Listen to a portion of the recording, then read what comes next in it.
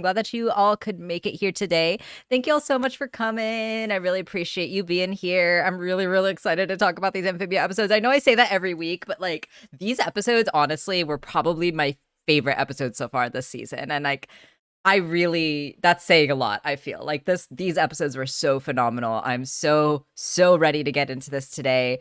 Let's get into Amphibia. I really, really love these episodes. These, like I said a moment ago, these are probably my favorite episodes so far. Just before we dive into it, what did you think of these episodes, Tom? Oh, they're great. You don't need me to say that. They're great. Yeah, they're Amphibia is fantastic. great. We love it. The second of the two particularly was fantastic for hundreds of reasons. Oh yeah. Oh yeah. I got very emotional during the second episode, and I'll talk more about why when we get there, but I think you can probably guess why. And I particularly enjoy, just as something that is kind of recurring over both of these episodes, they're kind of doing a Terminator with the robot. Yes. Where it's Yes. just getting increasingly battered, but it just keeps going, and there's nothing they could do to stop it. Yes. Oh my God. I have so much to say about the robot too, but we will get there when we get there. First, we got to start off at the beginning of this episode, which was hilarious. We've got the planters all sleeping in Anne's room. There was a really cute shot of Polly sleeping with Domino, which is just adorable. I love that these two are friends now. My favorite search engine is Dougal, says Zoe. So yeah, we see Anne, she hasn't slept in days. She's got the conspiracy cork board with the red string. I prefer Dire Fox myself. A dire fox. Oh, Or I suppose it'd stop be it. I suppose it'd be Dire Wolf, wouldn't it? So we've got Anne again on Dougal, right? And she's searching portals to other worlds, which I really it's really funny to me that, Anne is like searching on the internet for these things because like Amphibia feels so grounded in reality like a lot of times, and this is definitely one of those moments where like this feels like this is happening, in 2020 and 2021. Like Anne is sitting here on Woohoo Queries. Hi, does anyone know how to travel to other worlds? And yeah, she's waiting for these folks I'm to surprised answer. that no one gave her any recommendations for some Class A narcotics. Oh my gosh, yeah, Serious right. hallucinogens. Yeah, and then we got her username as Banana811, which is very cute. Anna Banana was something we've heard her been called before. Bit And late, but you made it. I Research really hater. like the museum heist outfits as well. They were Oh fun. my gosh, yes, they were so good. They were so good. Big ol' wiki is great as Well, well. wait, what? Yeah, big ol' wiki is really funny. We've got like this world's version of Wikipedia, and apparently, I didn't look this up, but apparently, this is like the copy pasted text from the Wikipedia page for Multiverse, which is just a very nice little touch here. Also, yes, Gold Star Farrell. I want all of Anne's outfits. Anne has great outfits, and she continues to have great outfits. I really like that. I really like the raglan that she's wearing with the fire. I do want one of those. Yeah. Also, yes, Morgan uses Safari for their search engine. Also, I have to pause on the Tube, the Tube website because there's so many just lovely little gags on this page. Especially, if you're familiar with YouTube, this becomes so much more funny. Amy Chan, ultimate Who is that guide. a reference to? I don't, That's got to be a reference to I somebody. don't, I don't know if it's a specific reference to a specific person, but just like this idea of like the YouTuber being like a white person who's like Dash Chan, right? Like, because they talk about anime or whatever. So Amy Chan's ultimate guide to writing all caps realistic isekai fan fiction. And I love that like we're actually getting the word isekai of this too, because like, people talk about Amphibia, the show, being an isekai, like an This is an American isekai. American isekai essentially. And My yeah, God, that's I have to vent a little tiny vent. okay. I did get a comment on both my Lumity video and the Amphibia video saying, "Oh, I refuse to watch these shows. They're an absolute rip-off of isekais." Like, no, they're not. Isekais is genre. They are Yeah. isekais. You Yeah. hoof-wanking, idiotic boob. But God. but we can see that Amy Chan actually does have quite a popular channel. I mean, like she must know what she's talking about when it comes to anime, because this video has almost 1 million views, 929,000 views. I think we're and gonna have to rebrand and she had yeah, we should be like Covey and Tom Chan. and dress like Japanese schoolgirls. Oh my god, no, please. I could never. And then she also has 1.16 million subscribers, so she must be doing something right. But also, it seems that she did get into a bit of a scandal at some point, because there is an Amy Chan apology video. Oh my god, is Amy Chan the Logan Paul of this universe? She might be the anime Logan Paul. This really made me laugh when I rewatched it, because there's just so many like little gags in this, right? So there's the Amy Chan apology video. There's also top 10 anime openings, and these anime like characters have One to of be, those is Trigun. one of them The is one Trigun. Okay. the one second to the right is Trigun. Okay. From what I can see from here, because it's a very small thumbnail, I Yeah. can't actually make out the rest of them. Yeah, I was gonna ask you if you did recognize any of these other ones, because Wait, I'm almost certain these are all anime I references. I just don't know them.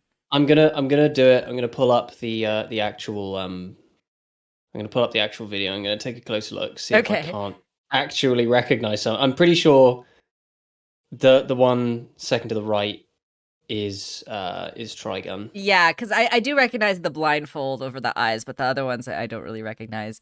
The lo-fi girl, yeah, is also the third vid here. The lo-fi beats to study to. That's a good catch, Morgan. Amy Chan Hang was on. canceled for an old tweet. Okay. So yeah, the second to the right is without a doubt definitely Trigun. There's no doubt about that. Yeah. Like with that red coat with the funnel neck, that can't be anything but Trigun. What Amy else have we Chan. got? Amy Chan had an old racist tweet and got canceled, says Morgan. Well, obviously not fully canceled, because she's still getting views. She's still getting almost 1 million views. So people are probably very forgiving to her. There's Gives me like those vibes. there's like a girl with a green scarf. Yeah, I don't know. I don't, Well, I'm the sure one those are on all references, but I just don't know them. the one on the right has sparkles, which leads me in the direction of Studio Trigger, but I don't know enough about Studio Trigger to say. I'm Yeah. the only one I can confirm is that that's definitely Trigun. Like he's Yeah. got the spiky blonde hair. Like that's Trigun. Someone has got to teach Anne internet ethical, like, just manners and protocol and best practices, because the next shot that we see here, it's morning. Anne's been up all night. She's on the UFO forums with a Z, and she's written here: if anyone's visited an alien world or been visited by aliens, please get in touch. My phone number is dot dot dot dot dot. And I'm just like, Anne, girl, you can't be posting your phone number on the internet. That is like not safe. Exactly, internet safety, Morgan. Yeah, poor internet etiquette. Exactly, Morgan and Shia. I'm just like, girl, do not be posting your phone number online. This is a lesson for everyone. I mean, after all the flack she gave Hop Pop for, I know, for falling for scams and stuff. but to be fair, she is incredibly sleep deprived. She's incredibly sleep deprived. She's super desperate.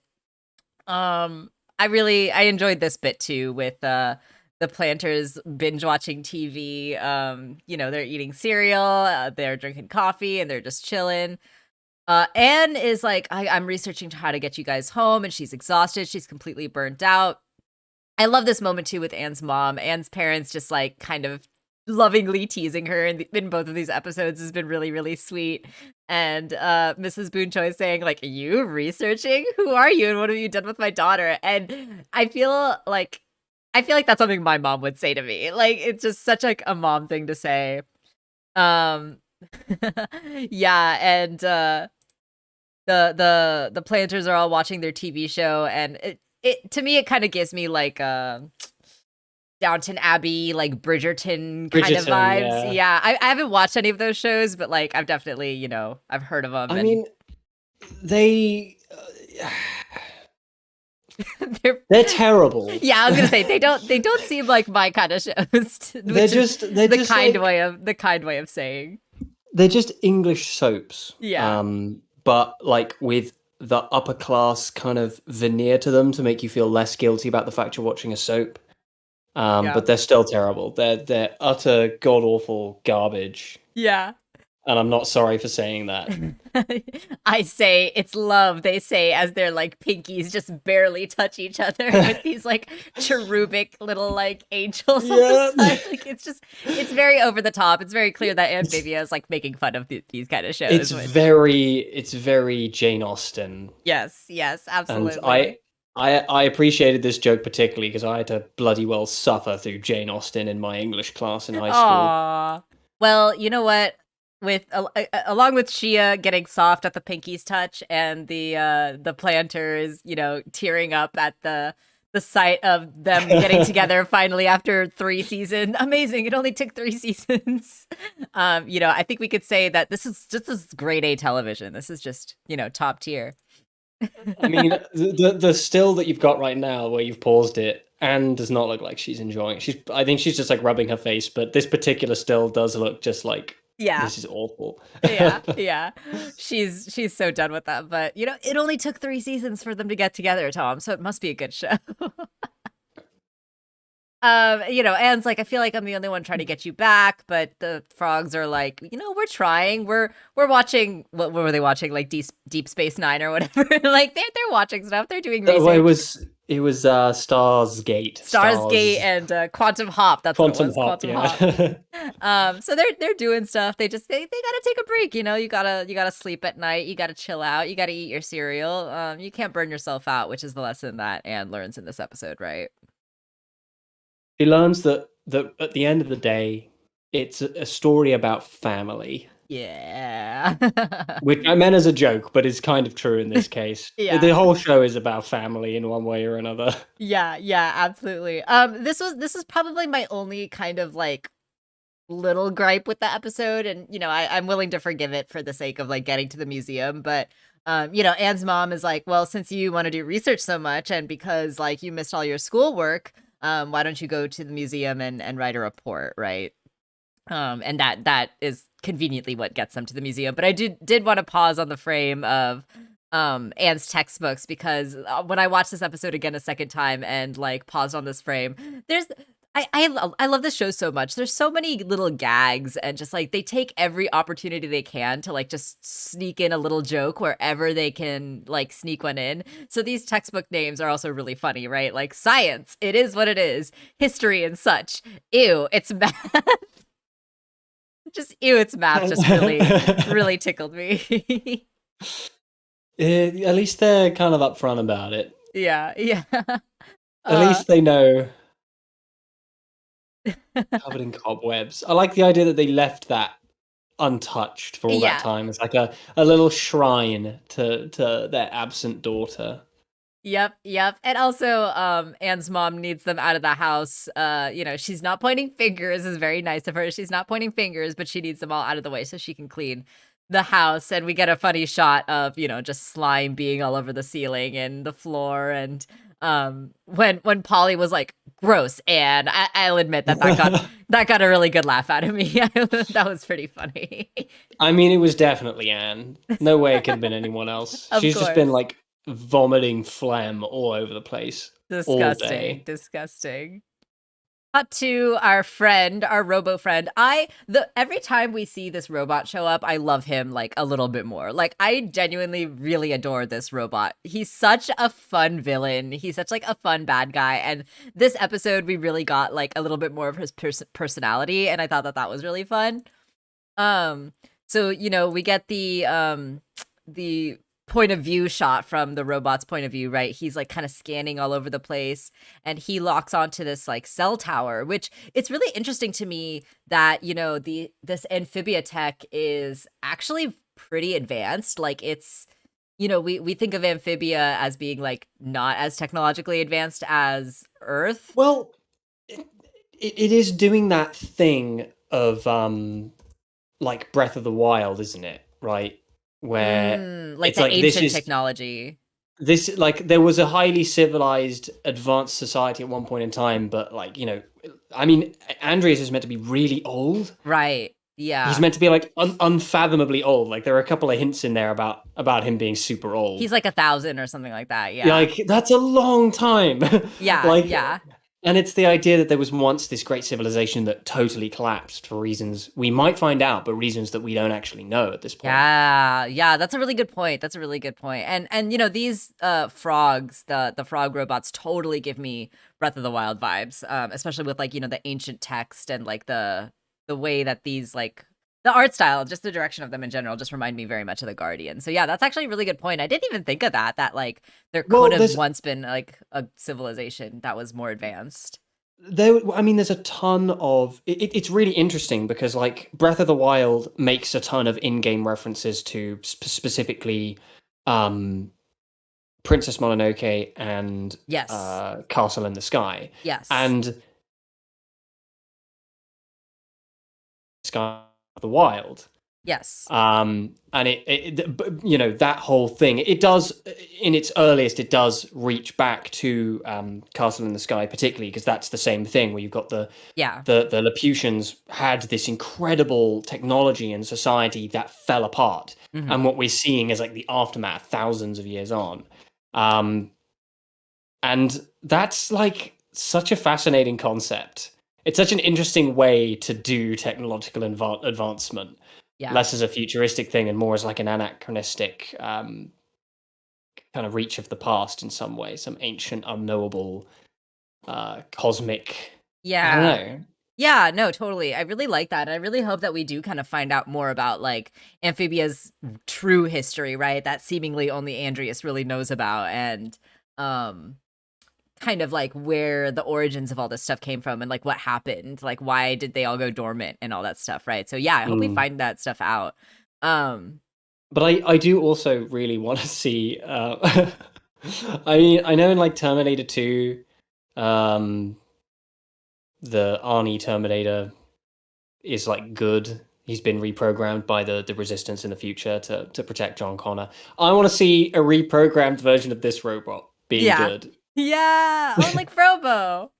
I want to see an alternate universe where this robot is sent back in time to look after baby Anne. Oh, uh, so Anne's mom drops off Anne and the planters at the museum, and I just love this little tiny moment that we got with Anne's mom as the door is closing and she's like putting on sunglasses because there's like metal music blaring in the background, and we already got like a hint right in the first episode that Anne's or in the second episode I think that Anne's mom really enjoys like rock music and metal music. So I just love that Yeah, that's like a continued little thing with her character. Like it's just fun to see these little moments. I bet she has exceptional taste.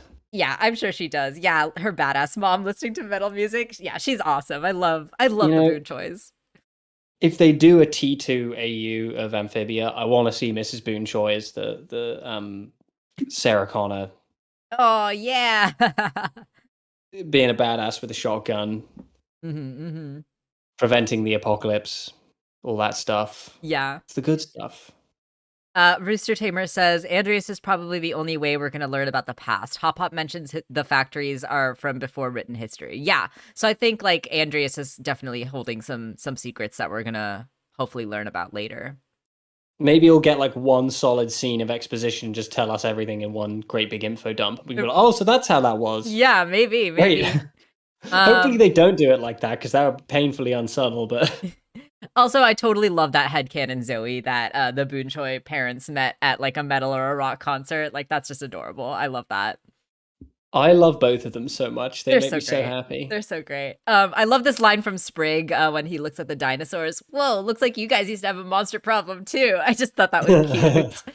Like, yeah, yeah, good point. We weren't around for that, but yeah. Thank God. And then we get a really funny line right from Hop Hop where they're looking at the globe and Hop Hop's like, "Wait, you Oh people think God. the world is round?" which The which I have to say, I am not oh, about to defend flat earthers. I'm not about to justify their arguments in any way.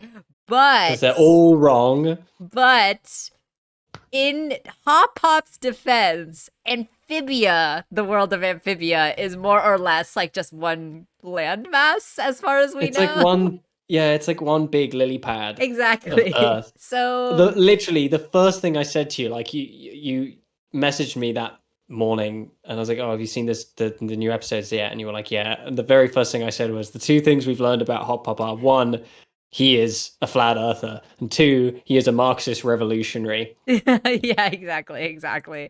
But yeah, Rooster and Zoe have a good point in the chat. What if Amphibia is, yeah, Morgan says it too. Amphibia is technically like a flat lily pad shape. So maybe he just doesn't know about Earth. I don't know. I mean, uh, But also it is just a funny gag that's of like, yeah, the Earth is flat, right? uh, yeah, okay. And I'm not gonna engage that seriously. yeah, it's not meant to be serious anyway. Polly really enjoys the the cave people, our ancestors. I like these guys. They get it, which is quite funny. And Hop Pop's like, see, we can have fun even without, freaking out. But Anne, is still holding the laptop. She's still researching. She's like not able to let it go, not able to chill. And we see the planter family, right, trying to encourage her to not burn herself out. And then of course Anne is interrupted though by the sight of this weird pot vase looking thing, and I wanted to pause on the vase to take a closer look at it. So this is really interesting, right? So we see an image of a frog of some kind, and they're holding their hand up, and they've got the music box also on here. We can recognize that. And then there is also some Vikings. Viking looking people. Yeah, and they do look like humans. They don't necessarily look Yeah. like this frog person. And I've seen like a lot of people point out too that this frog person looks like that little pink frog Yes. that was That we friends saw with in, yeah. Andreas. Yeah, And and like I theorized just based on the appearance and the hair color that they may be an ancestor of the planters. yeah, I've seen that theory a lot Which, too. Which I don't know yeah, if it's gonna be their mom, because we like we said, Andreas it's is really too old, long right? ago. Surely it's too long ago to be the mum. Yeah, but we also what I really like, again, like about this show does a brilliant job of like putting in like these gags early on that end up later becoming like really important plot points, right? And one thing that we learned back in season 1 is that the planter family has like a bunch of secrets, right? And that like there's a lot that we actually don't know about the planter family.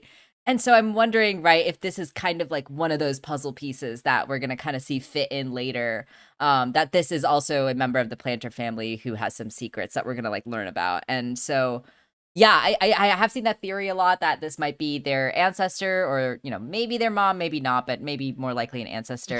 Sorry, I just love the idea that the Vikings are like off on something, and like a frog appears in a portal with a box, and they're like, "What the heck? What?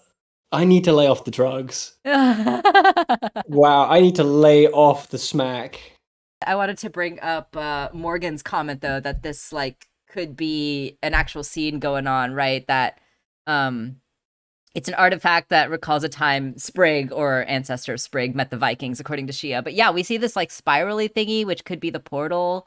So yeah, like a lot of mystery around this image here, and it's probably Dr. Pepper. I think it's probably Dr. Pepper.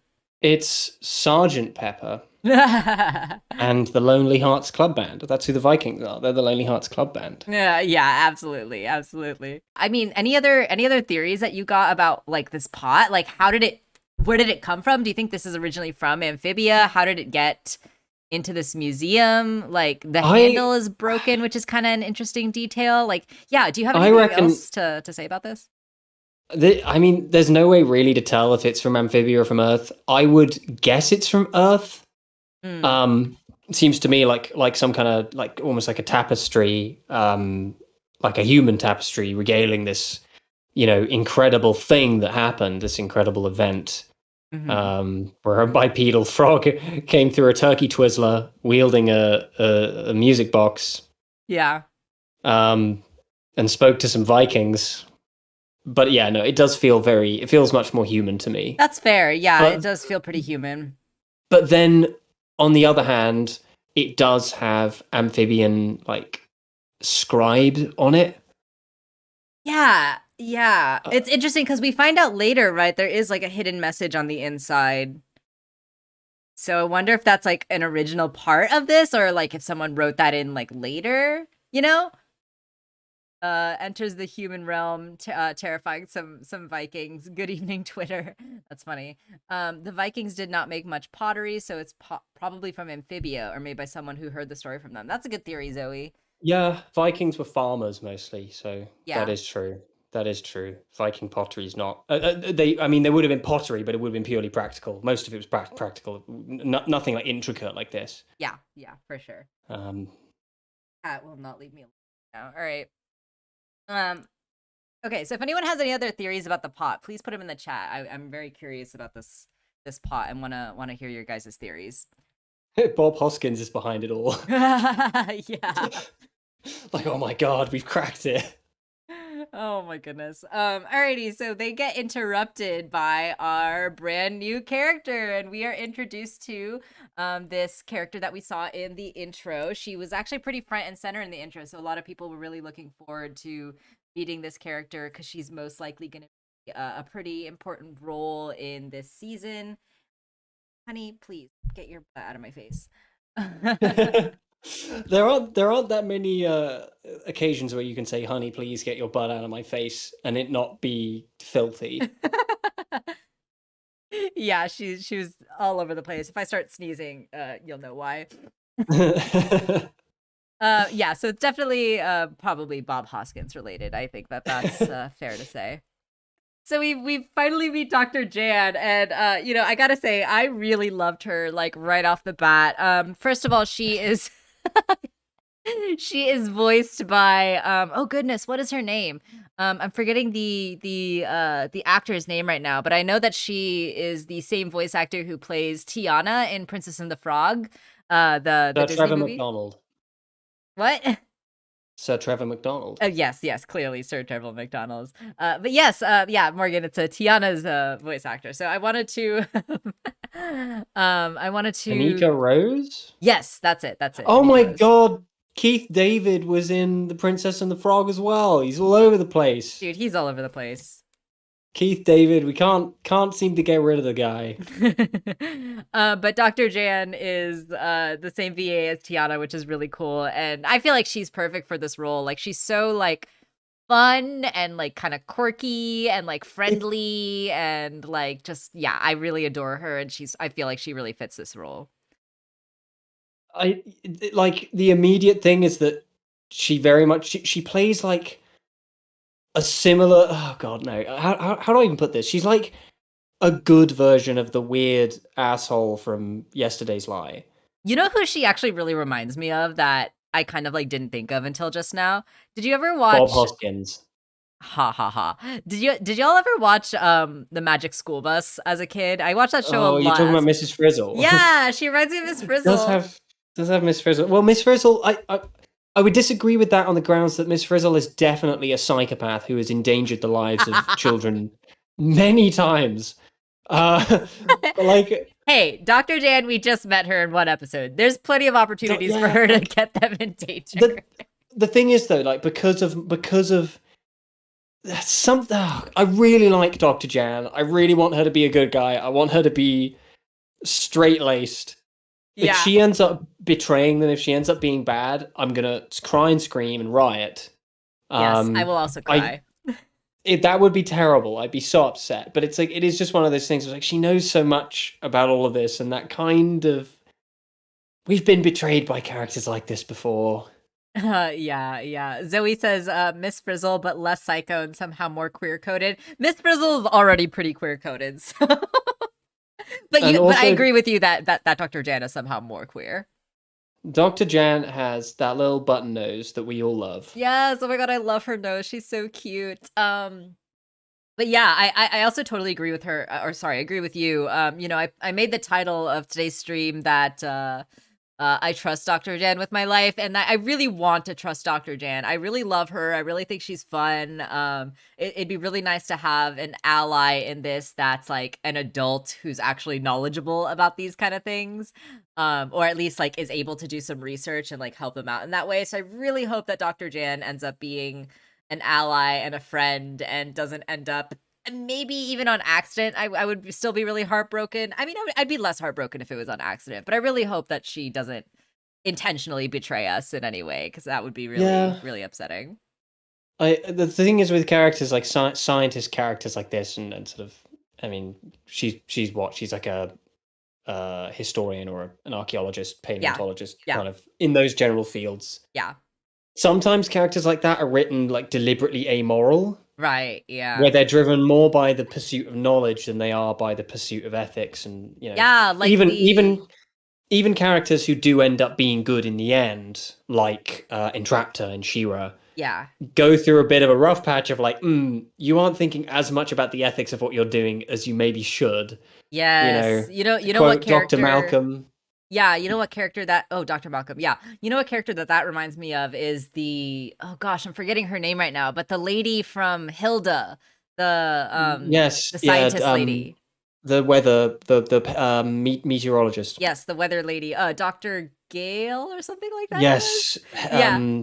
there's a name like Heather Gale or something like that. I don't Something like remember. that. I'm forgetting right now. But yeah, that amoral doesn't quite care about the ethics, more. She cares more about the pursuit of the knowledge than the ethical ramifications of that pursuit, right? And so But it's that Dr. Malcolm thing of they thought so much about whether or not they could that they didn't stop to think if they should. Van Gale, Van that's it. Gale, Yeah, thank Dr. you, Van Morgan. Gale. Yes.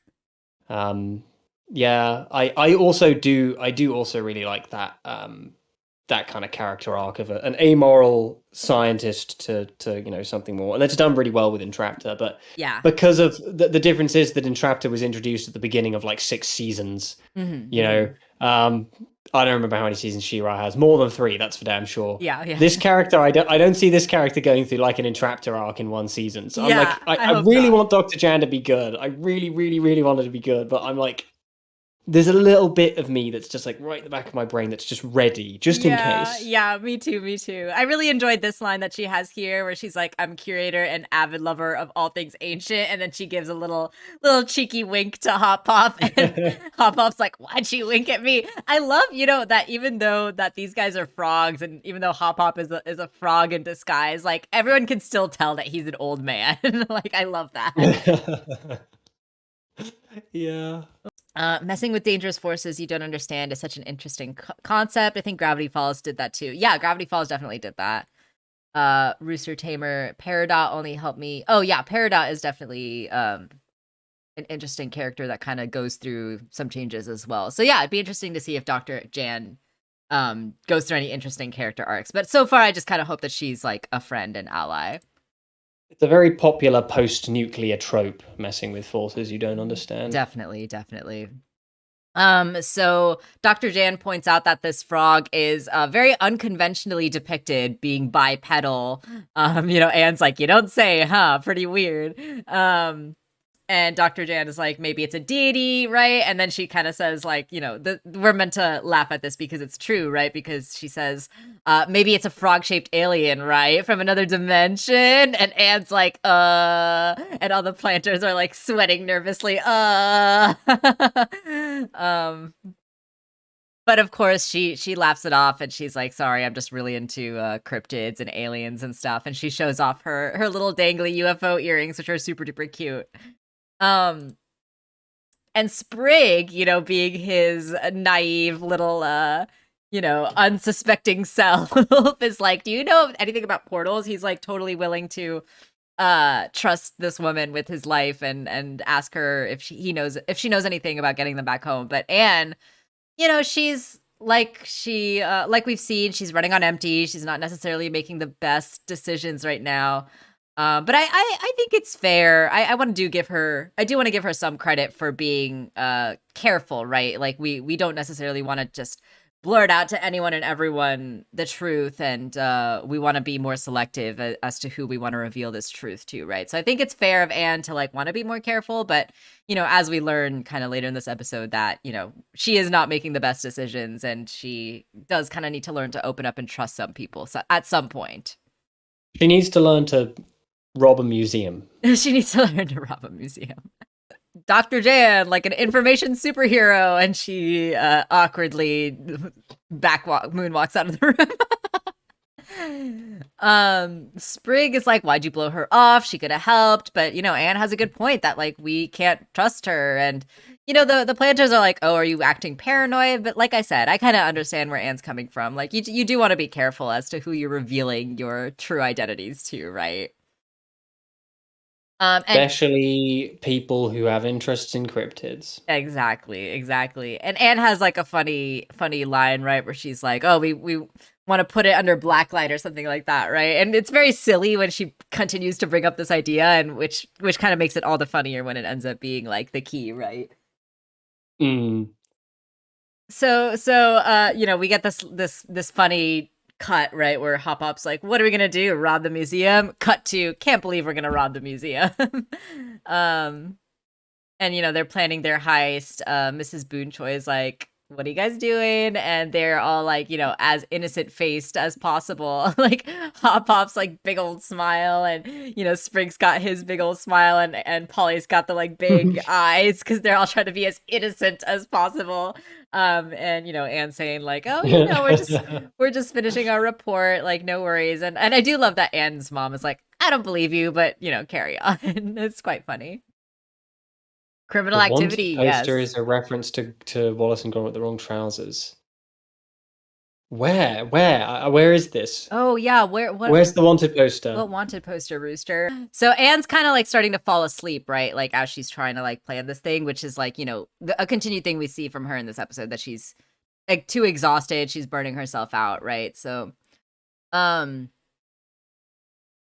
so Anne ends up coming up with this plan where, she's like, nothing's gonna spit acid at us, right? Like it's just a normal museum heist. Like it's gonna be totally fine. And I have to kind of ask, like, there are a lot of museums in LA, and I have a feeling that these locations are more or less based off of real locations in LA.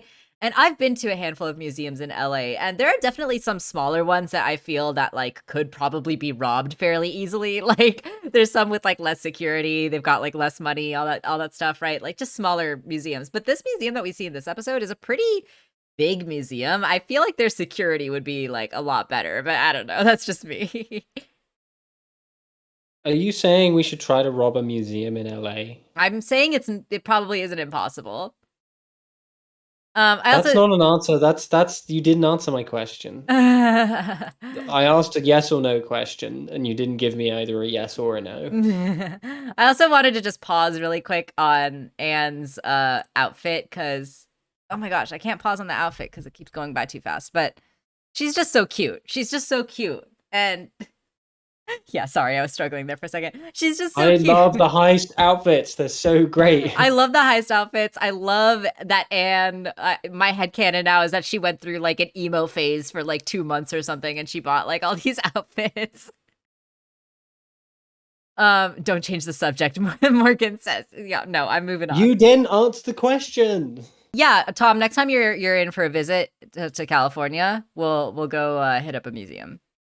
I mean, English people are basically the same as bipedal frogs. Oh, I mean, They're identical, right? literally identical. I too leave slime everywhere. Oh goodness. But yeah, I totally agree with you, Shia. I love Anne's fashion. All Anne's outfits are so good because she spent a lot of time in the closet. LOL, Zoe. Ew, got him.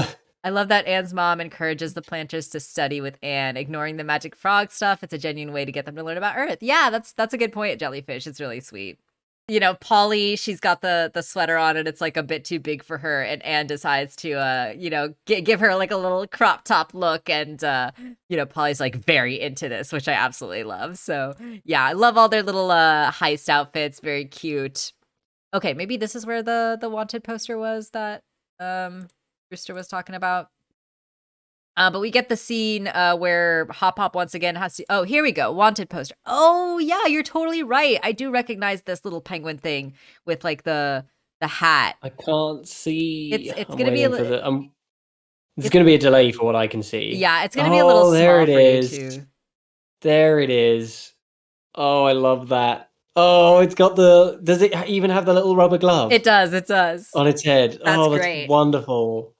Good eye. I think Rooster Tamer is the one who caught that, right? Or who That's brought that up. amazing. That's a good reference. I love that. So Hop Hop shows up in disguise. He's like, meow, I'm a cat, which I'm just like, oh gosh, like what is happening This is here? definitely a reference to cats, Oh, right? I mean, that absolutely. outfit It has has to be. cats written all over it, and I hate that. Yeah, yeah, it I absolutely hate has to that. be. I never want to think about cats, but unfortunately, cats is iconic in pop culture, and I have to think about cats from time to time, and I hate that.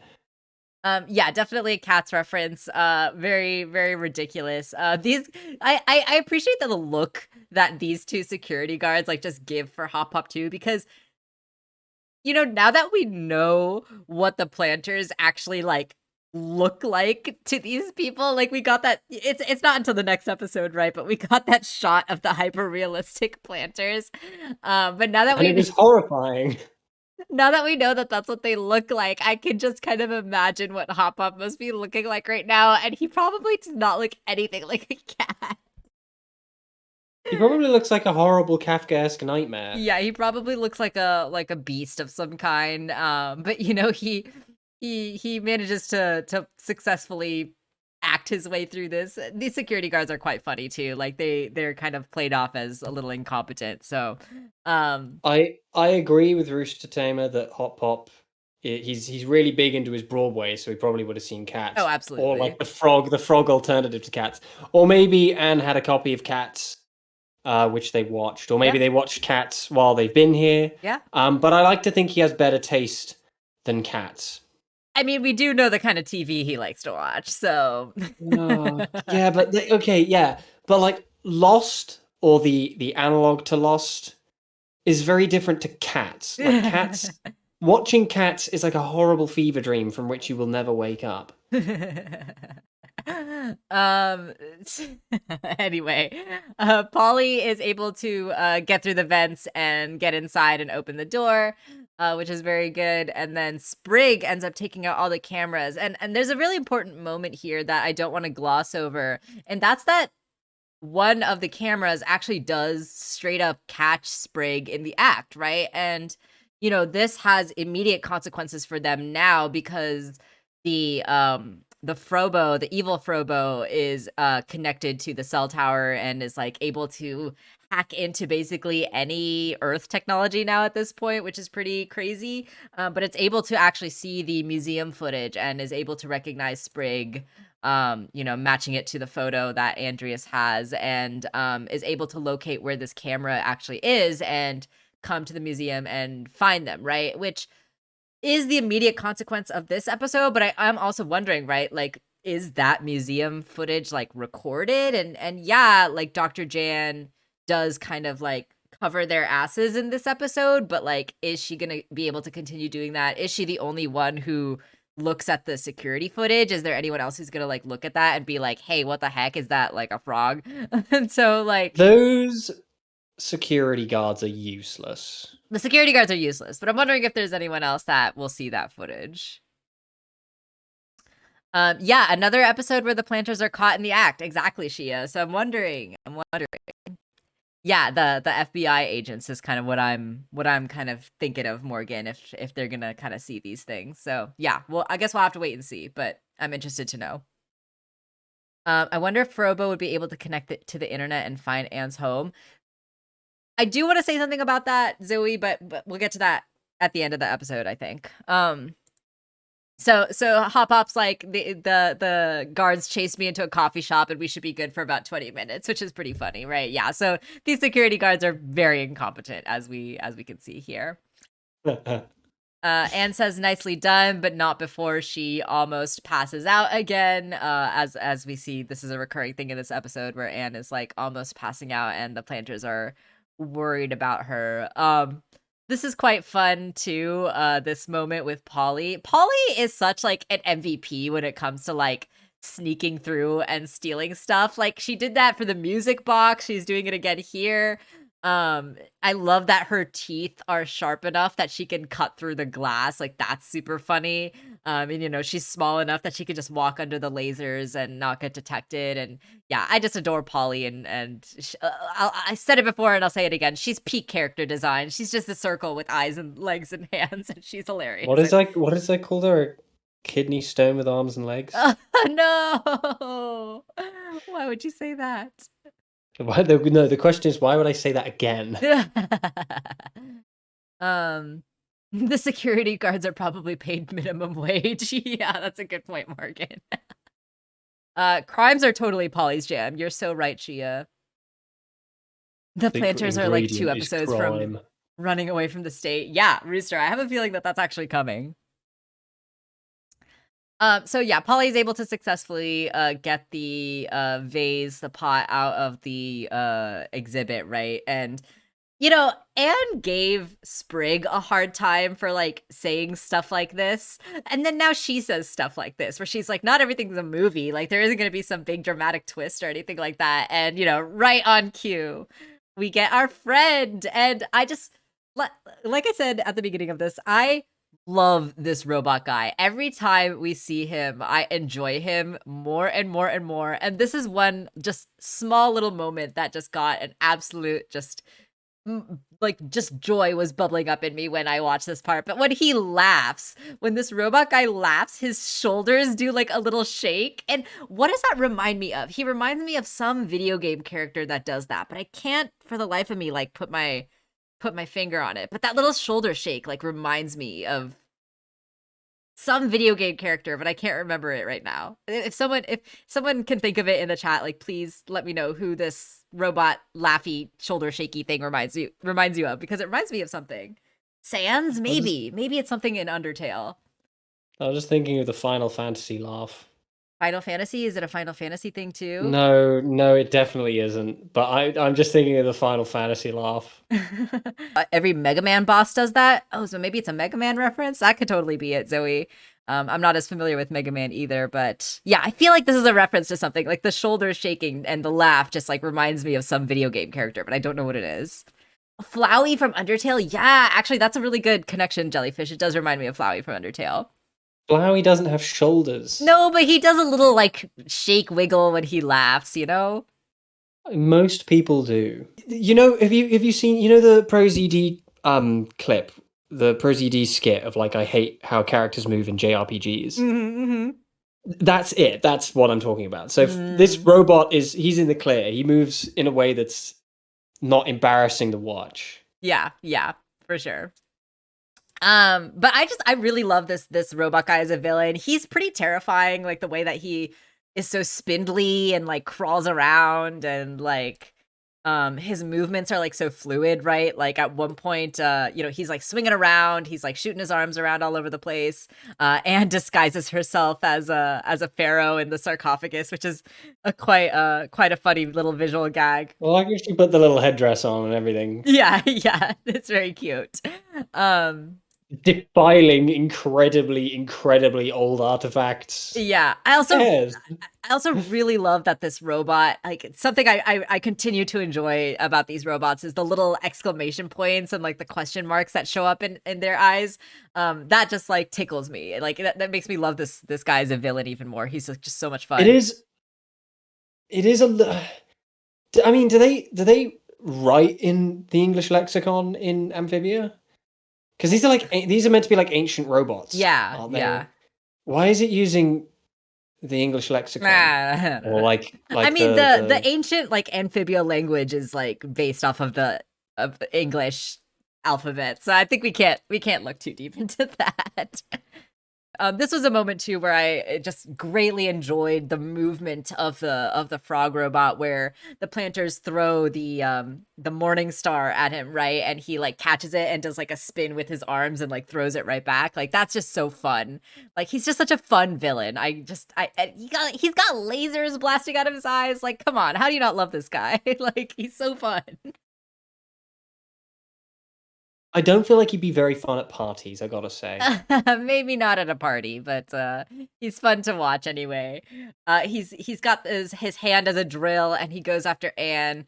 And this is a really, really enjoyable, fun moment, right, where he gets his hand trapped into the wall, and he's got it under the guillotine. And Hop Pop, in his revolutionary, we've seen him as a revolutionary before, and he continues to be so. And he screams, "Eat the rich!" and he drops the guillotine. I kind of wanted to do some art of him, the AOC dress, Tax the Rich. I kind of wanted to do that, but with Eat the Rich. But I didn't, because I felt like it would be an affront to nature if I did that. Oh, that'd be amazing, though. Also, Morgan, he is creepy, but that's what makes him so fun. Like, he's creepy in a fun way. He is peak Murderbot design. I totally agree with that, Rooster.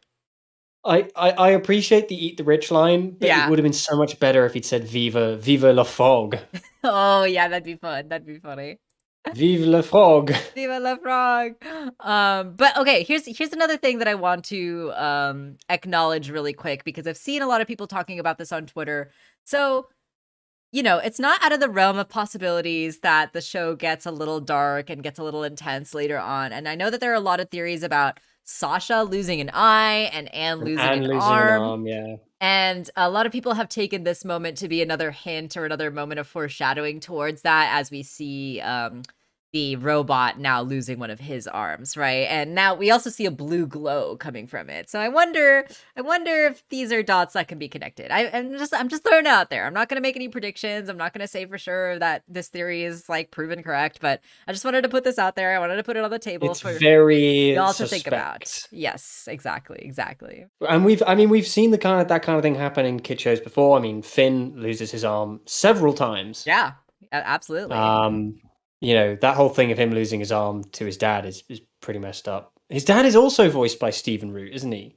Is he? Oh my gosh, yes. All the connections. I love Stephen Root. He just gets everywhere. Yeah. Like sand. And Morgan, yeah, he's fun until he's trying to kill you, but like the chase is part of the fun too, right? I don't know what to say to that. Anyway, they continue to fight the robot, and comes up with this plan, right, to drop the dinosaur skeleton on him. And I think she calls him like a can opener or something like that, so that's pretty fun. And we see her wielding a sword. The sword also has a blue gem. Everyone take notes. This could be important. The sword is Anne's also weapon that we've seen her use continuously throughout the series, right? So I feel like that's just, it's worthy to put a pin in it to note that she has a sword here that she's using. The robot has an axe hand that he's attacking with, and then the planters, they cut the rope to the skeleton that's above and drop it on cue. I like the recurrence again. Also, there's like all these little things that always just kind of recur and come back. That Anne does the caw as the like signal thing again, which we saw from the first episode in season 1. So it's just a fun little character thing that we see kind of come up again, which I thought was nice. Continuity, baby. Exactly. Gotta love it. I feel like Anne losing an arm is definitely possible, but it won't get graphic. Yeah, totally, Rooster Tamer. If it does happen, I don't think we'll see any blood. And like Tom said in Adventure Time, when Finn lost his arm, it wasn't like gross or anything like that. It was just intense. Make no mistake, when it happens in Amphibia, it's going to be Game of Thrones level of oh yeah, brutal. Absolutely. The axe hand reminds me of the Abomination. What is the Abomination? The Abomaton, the creation, the Alador's creation. Oh, the Abomination, the robot things. Yeah, that's a good point. I love the fight scene, but the destruction of the historical artifacts I can't stand. Yeah, I totally feel that, Zoe. Well, Dr. Jan says they'll clean it up tomorrow. No worries. Dr. Jan doesn't give a rat's ass. No, she really doesn't. About those dinosaur bones. She's like, oh. I also really loved this moment too, with the robot, right? So before the skeleton drops on the robot, and the robot asks Anne, right, any last words. So I love again that this robot is kind of getting a little bit more of a personality. He's kind of got like a little cheeky side to him. So he says, any last words, and Anne's like, your history. But obviously when the robot is not harmed at all by the skeleton and he grabs Anne, he says your history to Anne, right? Which is again just kind of fun. Know your history. So it's like, this guy's got a little bit of sass to him, which I think is fun. And his eye gets destroyed, which again I think some people have interpreted as foreshadowing again, like, oh, Sasha's gonna lose her eye. But I don't know, That's maybe. not even here right now. Maybe, I don't know. We'll see. We'll see. And again, we see the exclamation points in the eye, which just it literally makes me smile every time there's an exclamation point in this guy's eye. Like it just, I don't know why, it just delights me.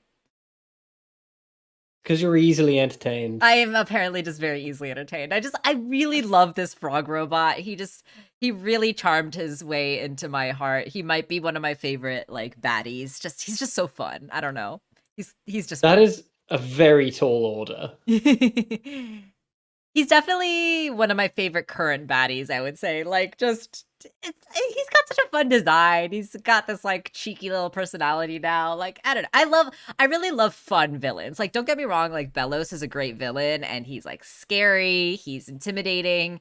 He's got this like weird gentleness to him that makes him very like unsettling.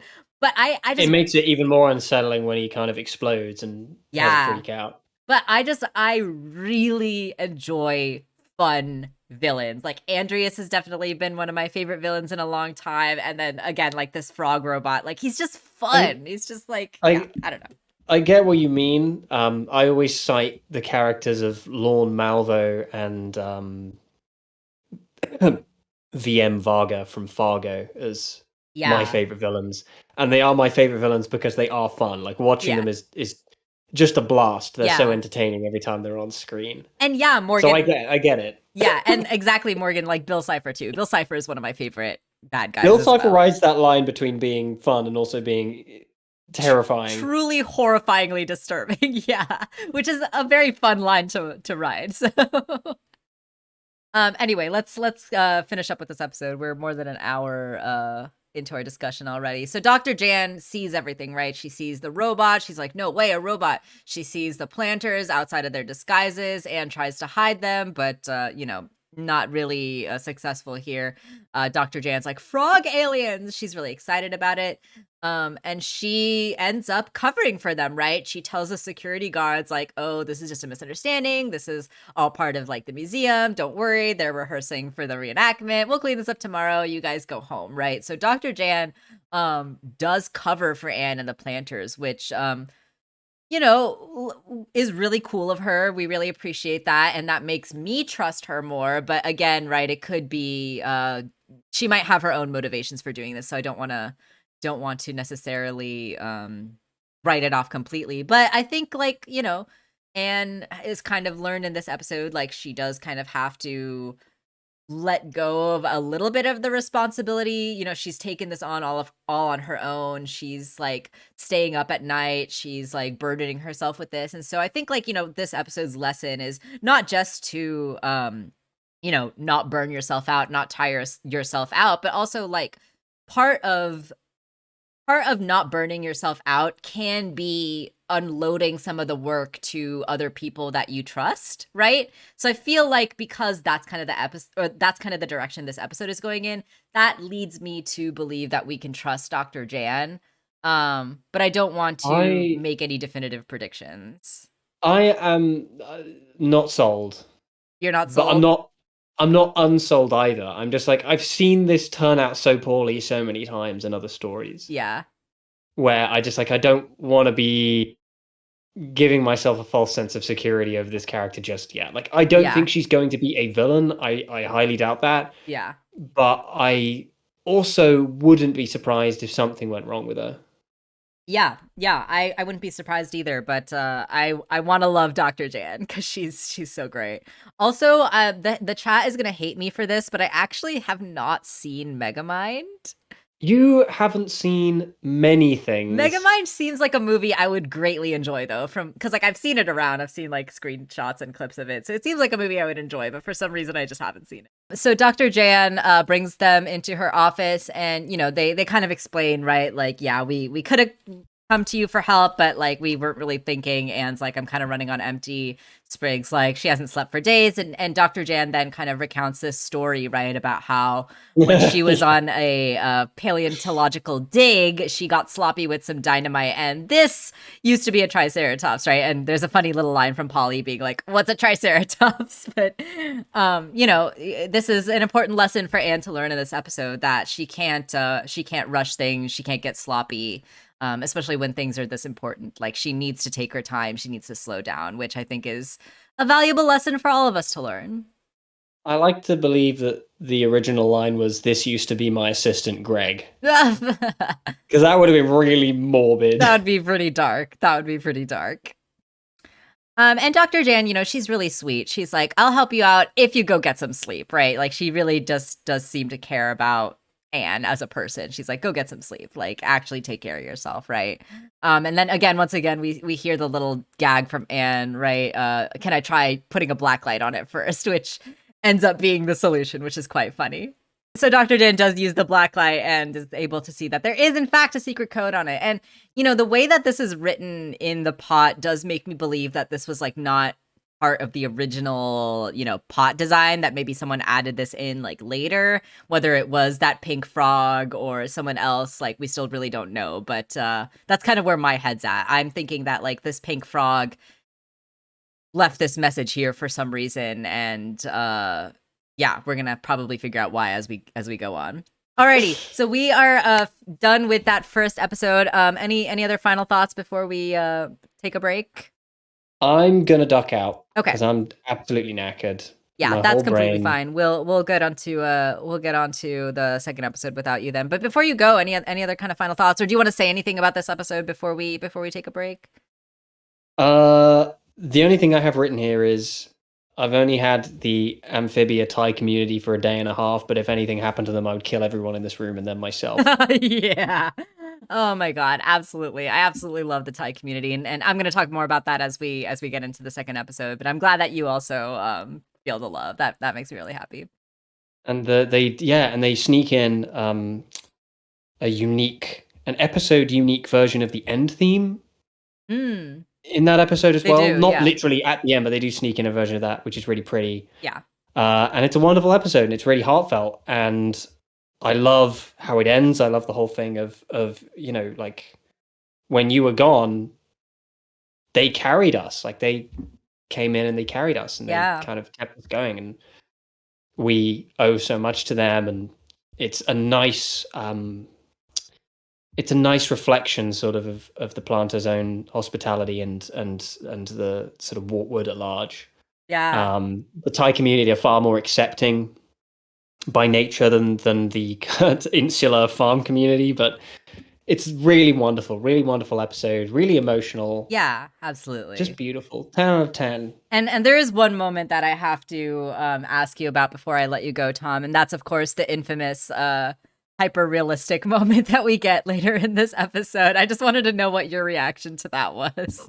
What is it I said to you when I asked you about that? Oh gosh, what did you say to me?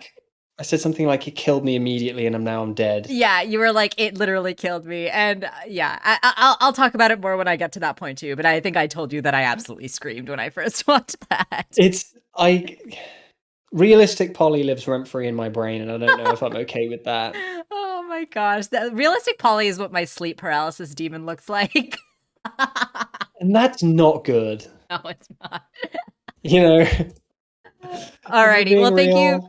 Thank you, Tom, for joining us today. I really appreciate you as always. You're absolutely one of my best friends, and I love talking about the show with you, and greatly appreciate your thoughts and your voice and sharing your funny memes and jokes and terribleness sometimes too. So alrighty, so let's go ahead and jump right into Temple Frogs. This was a great episode. I loved this episode so much. I got really, really emotional too during like a couple different parts of it.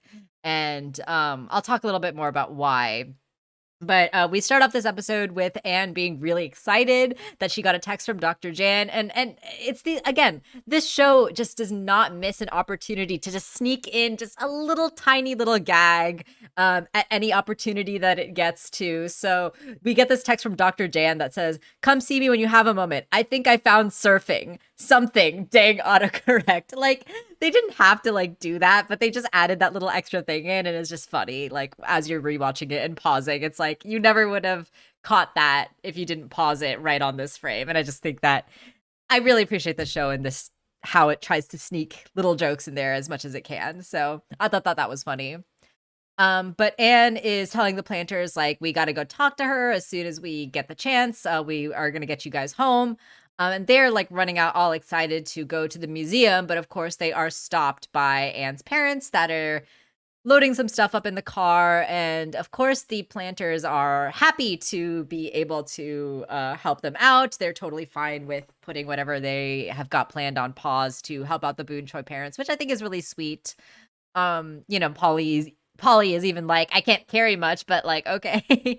Like, it's just really sweet the way that the planters are just like so, wanting to help with the Boone Choi family. And like, we've got that kind of theme in the past couple episodes, right? Like, they're not really guests any longer. Like, they're definitely part of the family now, and wanting to help out and wanting to like carry their own weight around the house, right? So I love that that's kind of a continued thing with the planters as we get into this episode as well. And so they want to help carry the stuff into the car, and Anne's like, okay, fine, we'll help, but then I gotta go to the museum, right? Like, she has got her plans, she's gotta go, she's like, this is important. Um, she wants to get the planters home, but Mrs. Boone Choi is like, no way, it's market day at the temple, and you're gonna be there, right? And this whole market day and at the temple, like, really was so cool to see in this episode. And I've seen some folks talk about this already a little bit, but just getting like that cultural representation and getting this scene that, for me personally, I've never really seen anything like this in a Western cartoon, where we're really seeing like what it's like to be a part of like an immigrant community in America, right? Like, what does that look like? What do those experiences look like? And I feel like we never really see that in these kind of shows, and to have it so thoughtful and thorough and like with all the little details, like just so robust in this episode, was just so meaningful to me. Like, it because, like, I'm not Thai, but I am Asian, I am Indian. My parents grew up in India and moved to the US when my mom was actually pregnant with me when they moved to the US. So I was born in the US, but like, growing up in this like immigrant community, this had a lot of familiarity to me too, right? Like, when I was a kid, when I was like Anne's age, I actually used to go to like a Sunday school that was like an Indian Sunday school. And so I, took classes. I learned about like religious stuff. I learned about I took like a Hindi language class at one point, which, I actually really related to Anne. Like, I could not string together a sentence. I was really bad at learning languages. But, this was like a familiar-ish like scene to me. And that really meant a lot to me as like an Asian American person. And it just made me really emotional, because like we've never really seen this, and like to have it so beautifully and like thoughtfully represented in this episode just like really meant a lot to me. Like, it just it warmed my heart, and I really, really appreciated it from the Amphibia crew. And so I really got to say, like, thanks to the crew for this episode, because it really blew me away in a lot of different ways. Anne is insisting that what she has to do is super important, and Anne's mom is like, this is important because the Thai community hasn't seen you since you got back, and this is the opportunity for them to see you, right? And this is obviously very important to Anne's mom says that it's important, but doesn't quite explain why at this point. But we kind of get into that later in the episode. But as Mr. Boone Choi is explaining what the market day is, like, it's an event. We all come together for food and music and dance and Thai language school. Like, it's a really cool that this is such a big part of their lives. And then we see these two kids, right, that are wearing sunglasses and taking pictures with their phone. They're wearing, the same school uniform that Anne wears. And, I've got so many questions about this. Like, I think the reason that this is in this episode is just to, allow Anne to continue to, like, have a reason to cover up the robot and all that stuff. Like, oh, it's just the gossip bloggers from school, and like she's kind of able to continue hiding that secret from like her parents and her community. But I thought this was very odd. Like, is this like a thing that kids have these days? Like, because this was not a thing when I was in middle school or high school. Is this like a do kids do gossip blogs and stuff these days, and I'm just, like, too old to really get this, or, like, is this just also a weird thing? The local school gossip bloggers coming to her house? Yeah, like, I thought that was pretty intense, like, right, Shia? Like, I don't know. Um, I didn't have this. Yeah, I didn't have this either, so I thought this was kinda odd. Um, but, you know, it works for later in the episode, when Anne needs a reason to, fight the robots, right? And this is kinda cute. This is a really cute moment with Anne's dad where, you know, Anne's like, "Oh, they're looking for pictures of the girl who went missing," and, Mr. Boonchoi's like, "I've got photos that they can use," and, you know, we get these really adorable baby pictures of Anne. We get so many kid pictures of Anne in this season, and every single one is such a gift because it's so freaking funny and adorable. Like, look at her with the spaghetti, like, in her nose. Like, that's so cute, so funny. And then we get, this adorable, cool baby that she's wearing the sunglasses and got her arms crossed. Like, that is one cool freaking baby. Probably a California Gen Z thing. Yeah, it's unfamiliar to me at least, Rooster, that, these schools have, like, gossip bloggers, but hey, whatever works, right? But I absolutely adored these, photos that Mr. Boonchoi has on his phone, and I also think it's really sweet that Mr. Boonchoi just, like, has these photos on his phone. Like, it really just shows, like, how much he loves his daughter and how, like, cute this whole thing is. Like, it's just very sweet and wholesome. California nowadays, maybe, but it still must be new. Yeah, yeah. Shia and I are both from California, and I haven't seen this, and it looks like Shia hasn't seen it. So maybe very specific kids in California doing this kind of thing. And you know, Anne has a cute moment where she's like, "Ugh, Dad, you're embarrassing me." Right? It's very sweet. It's very wholesome.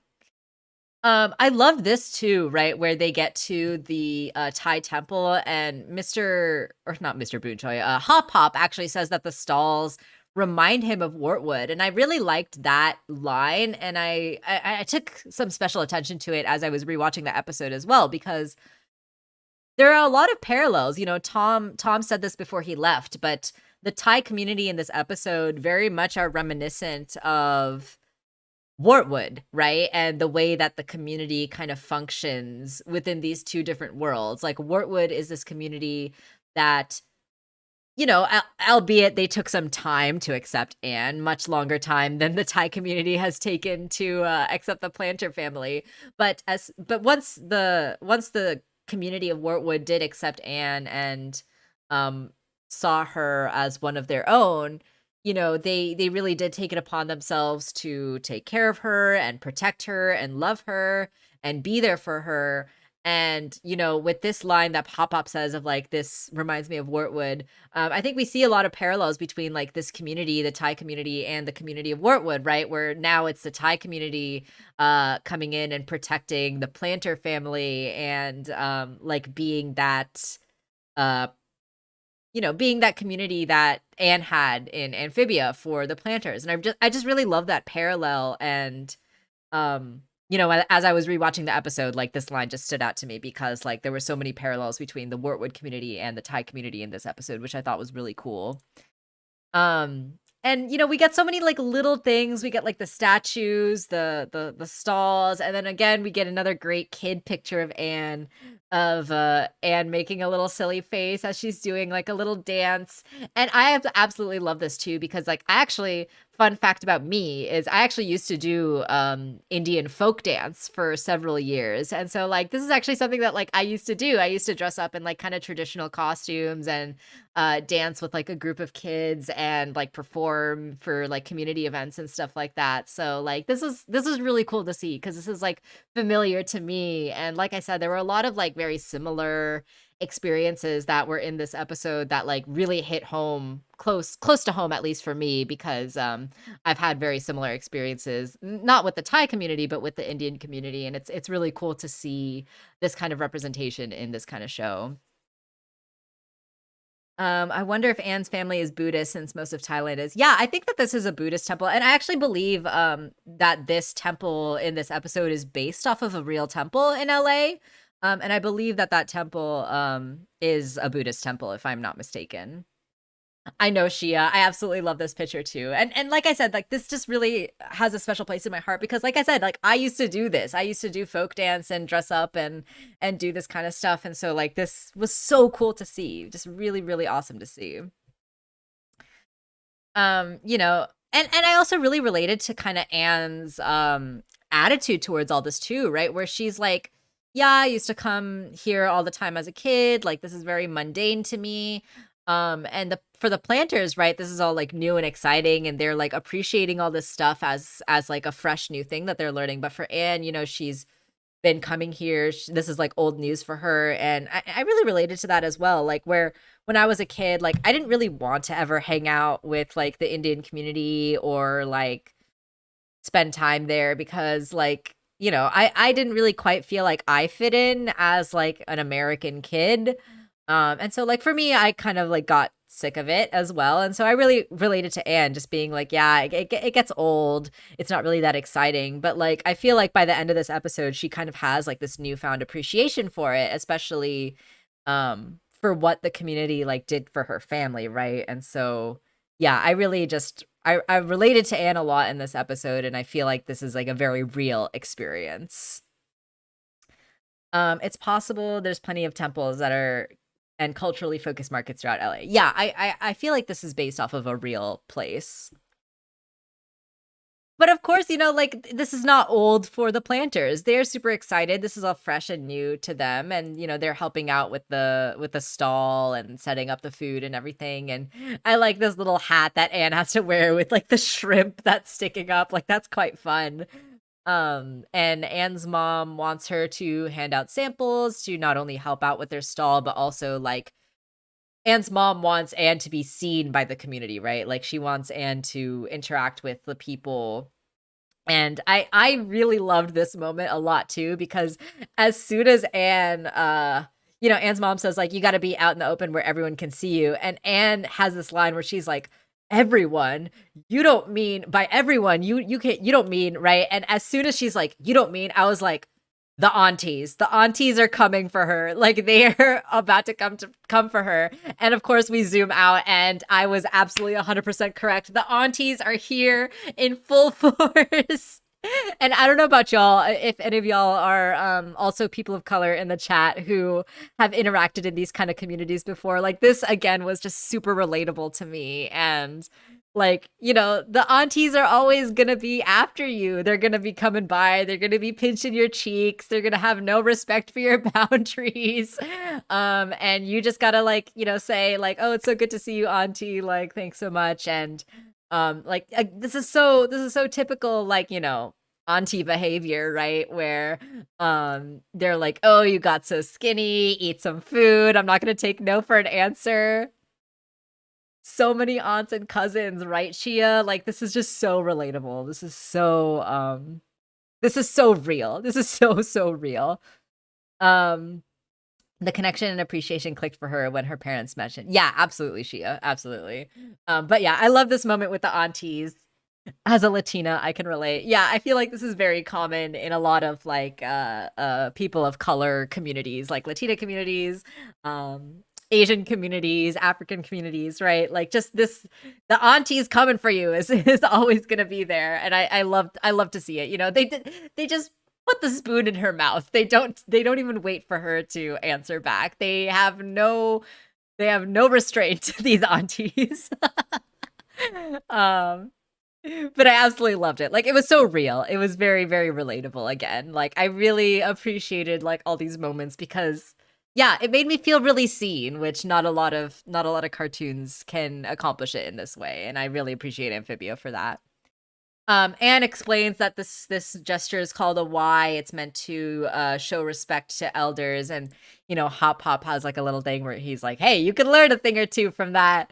And you know, in a lot of cultures, in a lot of Asian cultures, and a lot of like cultures of color, respecting elders is obviously quite an important aspect of that. Anne says that they can go explore for an hour, and of course they're super excited and thrilled to be able to just go do whatever you want. And I also think it's very cute that Anne has the planters as her phone background. I feel like that's very wholesome. I also love that these guys are drinking like boba. This must be like Thai iced tea. And I'm sure that this is a reference to something too, this sport poster in the background. I don't know what it's a reference to though. But I'm sure it's a reference. I love Polly. She's walking like a normal human. I love how each of the planters get into some sort of cultural activity. Me too, Shia. I absolutely love that they all kind of connect with the culture in like different ways, which is really, really cool. And it really does kind of show like not only how much they are getting kind of accustomed to Earth, right? But also how much they're actually connecting with like the Boon Choi family and like this Thai community, like specifically, right? Like it really is beautiful in a lot of ways. Like I really love that they're so excited to like get involved in this culture, and that just makes me really happy. It's really cool to see that. So Polly ends up stumbling upon a Thai language class with a bunch of little kids, and like I said, I also took like a Hindi language class for a while, and I was like Anne. I could not learn. I was terrible at learning languages.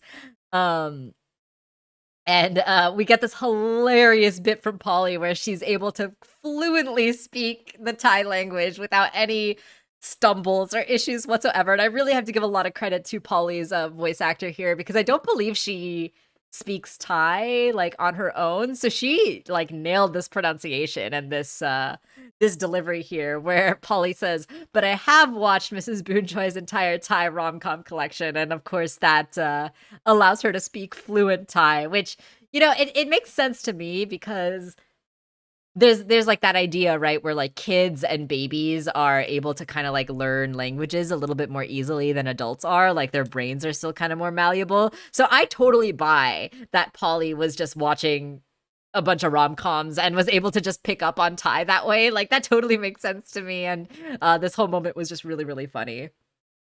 I can understand bits and pieces of a few languages from how it sounds, but can't speak from it. Yeah, I totally feel that, Shia. I can definitely understand a lot better than I can speak. But Holly is apparently very talented and very skilled at Thai, so she can pick it up with no problem. And you know, we even get this little line from the girl next to her where she's like, "Show off," which I thought was really funny.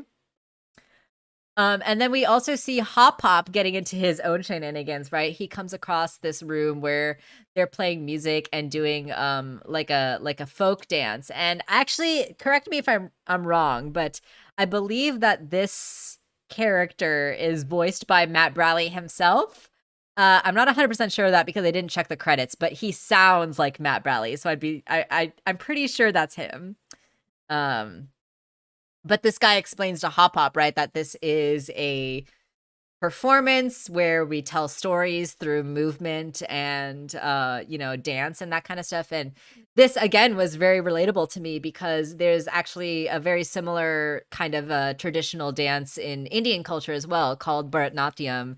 And the Bharatnatyam dance is you have to be very disciplined in order to do it. Like I could never, because it's very difficult, and it is meant to tell stories, religious stories from like the Bhagavad Gita and stuff like that. So it makes sense to me that there would be a similar kind of like theatrical dance in other Asian countries as well. And so it's very cool to actually see that in this episode. And again, it's just one of those things where it's like relatable, like, oh, we have this in my culture too. And it's really cool to get to see this represented in this way, and explain to probably like a lot of kids who aren't exposed to this kind of stuff and get to like learn these cool aspects of these different cultures that they might not be familiar with. So I feel like this meant a lot to me, getting to kind of connect with this culture and my culture in a unique way, and then also like just appreciate that this is getting shown to kids who might not be familiar with this kind of stuff, which is really awesome. Yes, it's Matt Bradley. I just checked. Thank you, Zoe, for confirming. Yeah, so it's kind of fun to get a little cameo from Matt Bradley. Um, so he explains, right? Like this is like a dance, a performance, and Hop Hop is immediately sold, right? He's all about it, and we see his freaky little old man dance moves once again, and we get kind of a funny moment, right, where at first everyone's just like absolutely stunned and they have like no words what to say to this guy. But of course they end up cheering because they think it's awesome and they're like, this guy's amazing. And we get this really funny moment where Hop Hop is just absolutely crying. And I love how the tears are coming through his like fake nose too. I thought that was really funny. And he's absolutely having the time of his life. He loves it here. You know, his weird little dance moves are being celebrated, so I don't blame him. And then we see Sprig eating some little snackies, which is very cute. We get the shot once again of 180 degrees mouth Sprig. But of course he stops to see these guys playing the sport. And actually, I'm not familiar with this sport. I don't know if there's anyone who knows what this sport is called or is familiar with what this game is, because I actually this must be a Thai specific sport, because I'm actually not familiar with this, but it seems to be kind of like a mix between like kickball and volleyball of some kind, because they've got like a net and they're like kicking it across. So it seems very cool. And as we've seen before, Sprig is naturally quite athletic and good at sports, and so he's able to kick the ball back with no problem. And we get this funny moment where it hits this guy in the face. So um, yeah, I really thought this was another cool kind of connection to the Thai culture, right? Because there's so many different ways that you can connect with culture, and like Shia says, like sports is definitely a big part of it. And so I think it's just so cool that we're seeing like these different aspects of the culture, right? Like it's not just food. It's not just that like, oh, Anne's family owns a restaurant and they eat Thai food, right? Like we're seeing the dance, we're seeing the language, we're seeing the sports, we're seeing the way that the community interacts with each other, right? And like I have to just thank the Amphibia crew and thank the creators of the show for having the thought and care to like put so much of the culture and these like little details into the show. And it means a lot to me as an Asian American person, and it means a lot to see this kind of representation in these kinds of shows. And yeah, I'll never stop gushing about it, basically. It's called Takra. It's like volleyball but with your feet. Oh, okay, that's cool. Thank you for sharing that fact, Zoe. Takra. I'm gonna have to look that up because it sounds really cool. So they of course are like, "Hey, join our team." And Sprig, he's like, "No, we saw him first, right?" And I love this moment with Sprig because this is just like a classic Sprig moment, right? Where he's like, "Don't worry, there's plenty of me to go around," right? We know that Sprig likes to be liked by people, and so I thought this was a very on brand moment for Sprig, where he's just like, "Yep, I will be your friend. I will play this game with you," and I think it's just very cute. Sprig is such a doll. Anne is handing out samples, and you know, we get this kind of little moment, but you know, she's being said hi to by these people who are taking the samples, right? They're not just kind of like taking samples and walking away. They're like, "It's good to see you, Anne." Like they actually know who she is, and they say hi to her and acknowledge her, which I thought was a key detail here.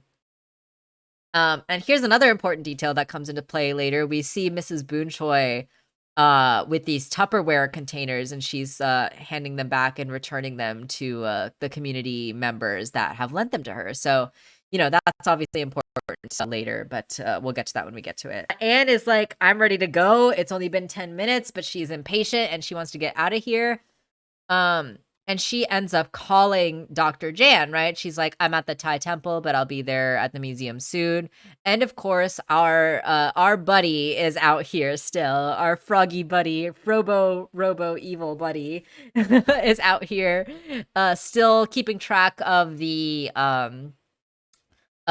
technology and the telephone lines and all that stuff. So he overhears the conversation and now knows Anne's location and now knows that she is at the Thai temple. Oh, actually, one thing that I forgot to mention that just occurred to me that we forgot to talk about at the end of the last episode.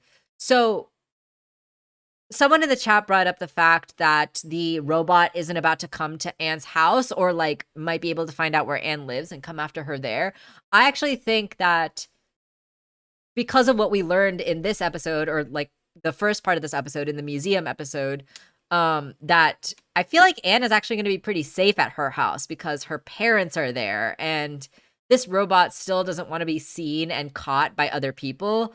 So I feel like even if the robot knew where Anne was living and knew where she was, that it wouldn't necessarily come after her because her parents are there and it doesn't want to get caught by any other humans. So I feel like that's also important, that the robot is continuing to not want to get caught. So yeah, someone in the chat said like, oh, the robot would come to Anne's house. I actually think that the robot probably, even if it did know where Anne lived, probably wouldn't go to Anne's house because it wouldn't want to get caught. But because it doesn't want to get caught, it ends up sending these dragonfly scout drones after Anne instead, which, you know, is kind of interesting. It's like the frog doesn't want to get caught, but it's totally okay with like these dragonfly drones getting caught for some reason. And I'm not going to question it too much, but Anne ends up like finding this kind of doppelganger girl that looks very similar to her and is like, hey, do you want to pretend to be me for a bit? And she's like, I don't see why not. And Anne ends up leaving her. And she goes to try to find the planters to try to get them to go to the museum with her. And she ends up seeing, right, that the planters are all having a lot of fun and getting connected and making friends and really enjoying themselves. Sprig is out here playing sports. Polly is, you know, out here, or no, sorry, Hop Pop is out here doing his dance, and you know, he has this funny line that's like, don't you know this is silent theater? Like, you're not supposed to be talking. But Hop Pop is really getting into it, right? Like, he's got the choreography, he's really enjoying himself. And then of course we see Polly in the language class, right? She's absolutely killing it. She's like cracking jokes and she's telling stories to everyone in Thai, and everyone's loving it. Everyone's absolutely cracking up. And Anne has this moment where she's like, what the heck? I sat through classes and I can't even string a sentence together, which, like I said, I really related to. I'm really bad at learning languages. So I am in the same boat as Anne here, where like it took me forever to even speak a sentence in Hindi. So the fact that Polly got it away so quickly was quite funny. And so Anne makes a decision, right, where she's like, okay, they're all having fun. They're all connecting with Thai culture, which she thinks is really cool, actually. And she's like, I'll just catch up with them afterwards and go to the museum myself, right? But of course, she gets stopped. She gets caught by her mom, who immediately knows exactly what she's doing. She's like, oh, you're sneaking out to see your museum friend. And Anne's like, what? No. Okay, yeah, that's exactly what I'm doing. Anne ends up like just kind of giving in and telling the truth, like, okay, you got me. I was gonna go sneak off to the museum. And you know, this is like a recurring theme that we see in Amphibia. Like we've seen this in so many episodes in season 1, in season 2, but you know, and I've talked about this before too, about how I really appreciate the adult characters on this show. And sort of like this recurring theme that we see throughout the show is this idea of, you know, people have their reasons for acting a certain way or wanting a certain thing or asking for certain things, right? And so like Anne's mom has been completely fair this episode, right? Like she told Anne like, just come for an hour and then you can go do whatever you want, right? And like to a kid, or like to someone like Anne who thinks that what she has to do is more important, she might see that as unfair or restricting, or like, oh, you just want to tell me what to do. Oh, you just want to like boss me around or whatever like that, right? But Anne's mom explains in this section here, right? Like there is an important reason for me asking you to do this thing, right? Like there is a logical explanation. There is like a compelling reason for why I have asked you for this. And like I really appreciate that about this show, that like it always tries to show the other side of things and like ask you to like kind of try on the other person's shoes and like walk a mile, right? And really kind of understand like what is going on with this other person to motivate them to like ask for this thing or to like want this thing, right? And this is a recurring theme throughout the show, and I really appreciate that we're continuing that with Anne's parents and the family dynamics that we're continuing to see throughout the show, right? And so Anne's mom explains that she's returning all these dishes because, Anne doesn't quite get it at first, right? She's like, "Oh, you had a potluck or something?" But then, Anne's mom explains, like, the community took care of us while you were gone, like, they gave us food, they helped take care of the restaurant, and they didn't ask for anything in return. And that is quite powerful. It's quite moving, and it's quite, it hits really hard, the idea of, like, this community coming together to take care of the Boon Choi family in their time of need. And it also really reminded me of, again, like, the community that I have and grew up in. I won't get into too much details about this because this is not the time and place for this kind of thing, but my family did go through somewhat of a tragic event a few years ago. Um, and it was really hard for us as a family, and we were really struggling for several months, to, like, almost a year.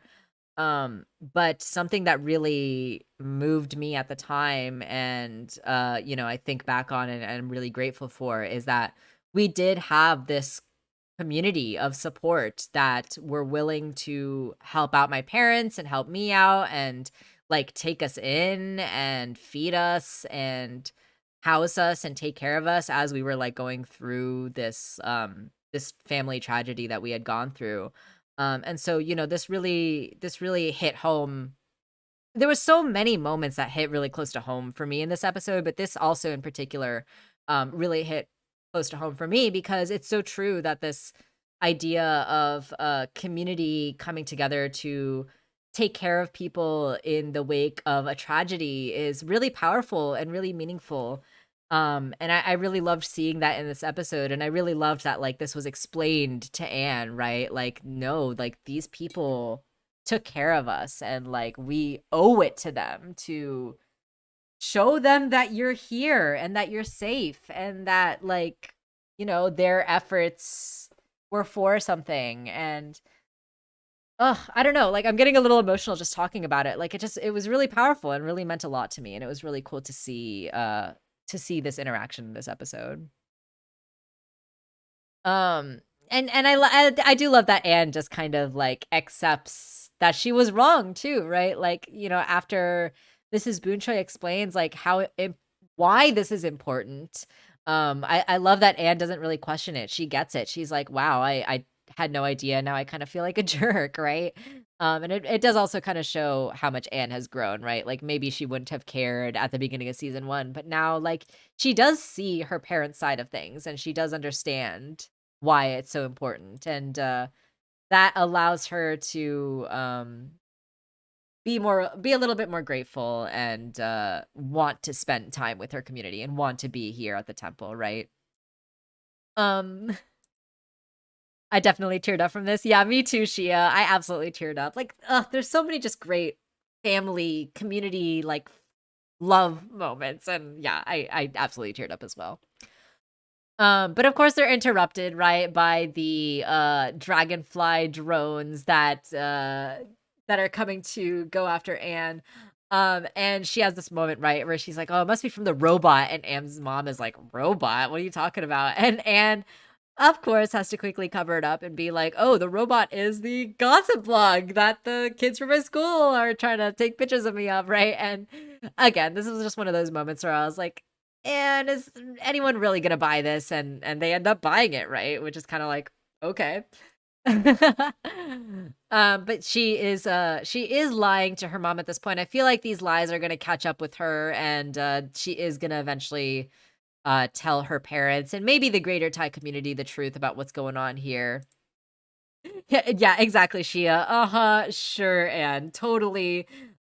These are middle schooler drones, right? The planters hear the blast and come to help Anne out, and Anne is like, we got to protect this community, and they help take care of my parents, and now I owe it to them to protect them. And she actually tells them to take cover at first, but Anne's mom, has this line here where she's like, "No, we're not going to take cover. This is our community. This is our temple. If one of us is under attack, we're all under attack, right?" And again, the aunties are ruthless force. Honestly, you don't want to mess with the aunties. And so they come out, right? And they're like, screw you, middle school bloggers. Like, I think it's funny that they do end up like buying the lie, but also like, I do have to wonder if it's gonna catch up to Anne soon because I don't know about y'all, but I find it very hard to believe that middle schoolers would have sent laser shooting robots after Anne. I love this moment too with Polly, right? She's continuing to speak Thai and telling folks to attack. Really, really fun, really amazing. And again, like this whole moment with the Thai community, like, you know, using their unique strengths, right? Like they're using the swords from the Thai dance, they're using their cooking pots and stuff like that to be able to fight these robots off. And it's just really amazing to like see it's like the power of community and culture, right? Like this is really like this theme that I am really getting from this episode. Like this the power of like what a community can do if it comes together, right? And I really love that. And I really love that it is specifically the Thai community too. Like this representation, as I have continued to say throughout the episode, really means a lot to me because it hit some very like close to home aspects of like my own culture, but also like I can imagine like actually being Thai and like seeing these things that you yourself are familiar with, or like, you know, if you're not familiar at all with Thai culture, like getting to kind of like learn these things with this episode and like learn about a culture that you may not have known anything about. And so yeah, this was just so meaningful to me to be able to like get this idea of like community and culture coming together is really powerful, right? And I love that that's also like just a continued theme of the show. The drones should be scared. That's a lot of aunties. Yeah, exactly, Shia. You never want to underestimate the power of the aunties. Boomers would buy anything you say about technology. That's a good point, Zoe. That's absolutely a good point. Where else are you seeing rep like this? Yeah, exactly, Shia. Like it's so unique and so cool to see. And I really appreciate like the Amphibia crew for putting so much thought and care. And I imagine too that they really had to kind of like push for this episode. Like, I don't know how difficult this might have been able to like get through to Disney because you know Disney might say something like, "Oh, this isn't relatable enough," or like whatever. But you can tell that a lot of care and a lot of thought and a lot of heart went into this episode from the crew. So yeah, I really, really appreciate that. Gold Star Farrell. I learned a lot from this episode. That's amazing. I really love to hear that. I love to see that you learned some stuff from this episode. That's really, really cool. So the Thai community team up with the planters to fight the drone robots, and in the process, right, they end up kind of losing their disguises, which is quite funny as well. But I love how again, like how they're using their specific things that they engaged in, right? Like Polly with the language, and Sprig with the sports, and Hop Hop with the theater. Like it's just so cool to see all that kind of like come together in this moment as they're like fighting the robots. Like that's really really fun and really like it means a lot to me. Anne's dad is about to get attacked by the robot, and Sprig and Polly team up, and you know Sprig kicks Polly to attack the robot, and this is the moment right where they lose their disguises and are exposed to the tech community. And y'all, I was this close to making this moment the background gif of today's stream because this moment, I don't know about y'all, but I actually screamed. Like there was an ungodly sound that came out of my mouth when I first watched this because I was not prepared. Oh my god, I'm literally tearing up just thinking about it. I was not prepared. I was not prepared for this frame at all. Yeah, nightmares, am I right? She had like I literally screamed. I was like, "Oh my god, like what am I looking at?" Oh my god, I'm crying right now, like literally just thinking about it. Realistic Polly is not real. She can't hurt you. Realistic Polly. Yeah, I said this earlier when Tom was still here, but this is what my sleep paralysis demon looks like. Like, oh my god, this was so horrifying. The literal frog people. I laughed so hard at that part. Yeah, me too, Gold Star. I absolutely died. I was cackling, I was screaming. I was also like, is this what people are seeing when they look at the planters? Like they're not seeing these like adorable little like cartoony frog kids. They're like seeing this horrifying like oh my god, and just the zoom in, the like everything about that whole moment was just so freaking funny. And oh my god, I died. I absolutely died. How did the vet not see that? Yeah, right. Like all those moments in the previous episodes where people were all like suspicious of the planters, like makes so much sense now, right? Like if this is what they were looking at when Hop Hop licked all those people on the bus, like yeah, these guys' disguises are not as slick as they probably think they are if this is what they're actually looking like. Zoe, you think that they're still cute? I guess Sprig is kind of cute. I'll give you that. I'll give you that Sprig is kind of cute, but Polly and Hop Up are absolutely horrifying. Oh my god. But yeah, I absolutely died. This moment just killed me. I was not expecting it. I was not ready for it. I literally screamed out loud. I couldn't deal with this moment. It was too good. And like I said, I was about to make this the background for today's stream, but if I had done that, I would have just been like laughing the entire time. I would not have been able to stop giggling if I had made this the background because it's just so funny. It's just too funny. Oh my god. Just 10 out of 10. This whole thing just cracked me up. Like I absolutely died. And I want to meet the artist who had to render this frame. Yes, I want to give that artist a high five and a handshake. Just thank them for their service for absolutely slaying me with this gag. Like just too funny, and yeah, a lot of credit to the artist who who rendered this frame because it's too good. It's too good. It was really really funny. And like they're absolutely stunned. I love how like one of the moms too like covers her kid's eyes. She's like, "Don't look, it's too horrifying." And I totally agree.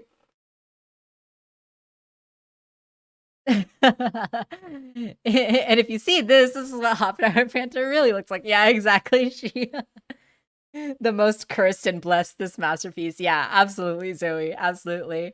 I had the same reaction as all of these people here. I was absolutely stunned. I screamed.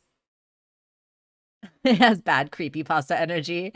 Yeah, right. Oh my gosh, that's so funny. That's so funny. That's hilarious. Oh my goodness. And Anne is like trying to explain herself, and we get this really funny line from this woman, where she's like, "Don't worry, we love and accept your friends no matter what, even if they are ugly." And if I'm not mistaken, now that I'm saying that line out loud, did someone say that line back in season one about Anne? Like, oh yeah, like we still love you even if you are ugly, or something along those lines, right? Because they did keep calling Anne ugly as well. And so I think that that's like another fun parallel, right? Like we saw so many parallels between the Thai community in this episode and the community of Wartwood and Amphibia. Like there's so many cool like parallels between the two. And I think that this is just another one of those little parallels where they're like, yeah, your friends are ugly. And I thought that was funny. And we have this little funny exchange between Sprig and Polly too, where Polly's like, "They're talking about you, like you're also you're also ugly. My girl was humbled by a bunch of frogs." Yeah, right, absolutely. Oh my god, that's too funny. That's too funny. And obviously this is a very heartwarming moment though, right? Like as funny as it is. Yeah, yeah, Sprig saying, "You're an ugly hero, an ugly hero." Yeah, that's definitely like there's some parallels, right? For sure. And Anne ends up showing her gratitude with the Y once again. Thank you so much. They're all being polite. And I love, that the Thai community is just like, "Oh, so sweet, so polite," right? Like it's just very wholesome and very sweet. And I love this moment because yeah, I feel like, it's a theme of the show that always is recurring and means a lot. But yeah, just like this idea of the power of community, right? Like the power of like people coming together and working together, and loving each other and protecting each other and respecting each other. And yeah, I feel like that's such a big theme of the show, and this episode really was like a huge embodiment of that theme, and I absolutely love that. I wonder if they realize that they're frogs, or they think that they're just humans with some sort of weird skin condition. Yeah, it's unclear, right, Zoe? It's not really quite explained what they think the planters are, but they accept them all the same, and they love them all the same, which is what really matters and is really sweet. So Anne is cleaning up, right? There's a line here that's like, "Wow, middle school technology is really advanced these days." Which, again, I don't know. I don't know how much longer Anne's gonna be able to keep up this ruse that she's not actively under the threat of attack all the time. Just wait till the planters win people. Oh my gosh, if they win people of the year with the Thai community, if they do have like a parallel like that, Shia, I will cry so hard. I'll be like that meme that's like, check out how hard I can cry. Like that would literally be me if that happens later on in the season. Like I will ugly cry so hard if that ends up happening. That would be so beautiful. Um and this is a really sweet moment too, right? Where, Anne's mom is like, "You can go now, your hour is up." But Anne is like, "No, I think I want to stay here," right? Which really shows not only Anne's maturity, right? She does actually like want to be with these people who have been such a huge pillar of support for her family this entire time, but also like she has like kind of this new appreciation for her community now, right? Like her community that is so loving and accepting of the planters and is so like meaningful, and like also, and seeing the connection that the planters now have with this community, right? Like it really is heartwarming to see that Anne just on her own, like out of love and appreciation, like wants to stay and like wants to spend time here. And I feel like that's also like a theme of the show, right? Like this idea of not necessarily sacrifice, because it's not like Anne is sacrificing something from herself that like she's giving up, right? Necessarily for her community, but like just this idea of like not necessarily like doing the thing that you immediately want, or like the thing that you say that you want, for the sake of loving and appreciating and caring your community and other people who love and care for you, right? Like, I feel like this was a huge theme in season 1 with like Anne and the planters, right? Like Anne learning that like she can't always get what she wants and like do what she wants to do, because like loving and caring for people comes with like also wanting to do stuff for them. And that's the thing too, right? Like it's wanting to do stuff for the people that you love and care about. It's not feeling obligated to do stuff. And maybe that's how Anne was feeling at the beginning of this episode, like, oh, I'm just obligated to like come and show my face or whatever. But now she like is doing it from a place of love and appreciation. And I feel like that's like a big theme in the show as well. Like just taking care of other people out of love, and like doing things you don't necessarily want to do out of the love of other people. And like this moment is a big embodiment of that too, and I just like really wanted to talk about that. Yeah, more like giving back to the community. Exactly, Zoe. It's like giving back, being selfless, right? Like that was kind of like Anne's whole arc in season 1, where she started off really selfish and now she's like really selfless. But it's not like she's selfless because she's like, "Oh, I have to do this like to be a good person," but she's doing it out of love, right? She's doing it out of like, these people took care of me and I want to take care of them, which I think is really beautiful. But of course, the excitement can't actually wait, and Dr. Jan can't contain herself, which again is another reason why I absolutely adore her. Like she just can't wait. She comes to the Thai temple herself, and she ends up showing the black light, right? And gosh, I actually really wish that Tom was still here, because I would love to get his thoughts and ideas of like this theory and this message that we get at the end of this episode here. We're gonna have to ask him about it the next time we get him on stream, which is probably gonna be next week. But yeah, I really I want to spend some time.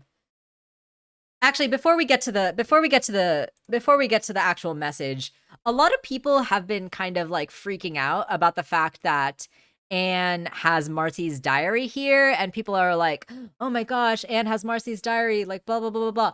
And I thought it was a bit odd that Anne had Marcy's diary here, but the way that I took it, and like I didn't read too much into this, which could either be a good or a bad thing, because like this show is really good at dropping little hints that become important later. So maybe this will become important later. But to me, I just kind of saw, oh, Anne just has Marcy's journal because they need to be able to decipher this code. And Marcy is the only one who knew how to read the letters. And this was the only way that it was going to make sense for Anne to decode the message this quickly. Because, like, also, like, they can't spend episodes and episodes, like, trying to decode this message, right? Like, there's a plot to get to. There's other things that got to happen in this season. Like, they got to decode this secret message sooner rather than later. So I kind of just felt like Anne having Marcy's diary was just more for the plot and more so for and to be able to decode this message right away, and not necessarily like some bigger hidden meaning about like, oh, Anne has Marcy's diary for some reason. Like, I just think like she had to have it in order to decode this message, if that makes sense. Yeah, and that's true too, Morgan, that it's her notebook. It's like her journal with her like notes and stuff. So, we had like a very important moment with Sasha reading Anne's diary in a previous episode, and I just feel like this is not really the same thing. And I feel like maybe a lot of people are reading a little bit too much into this idea that Anne has like Marcy's journal, but I just feel like it's just there to help them actually solve the mystery, right?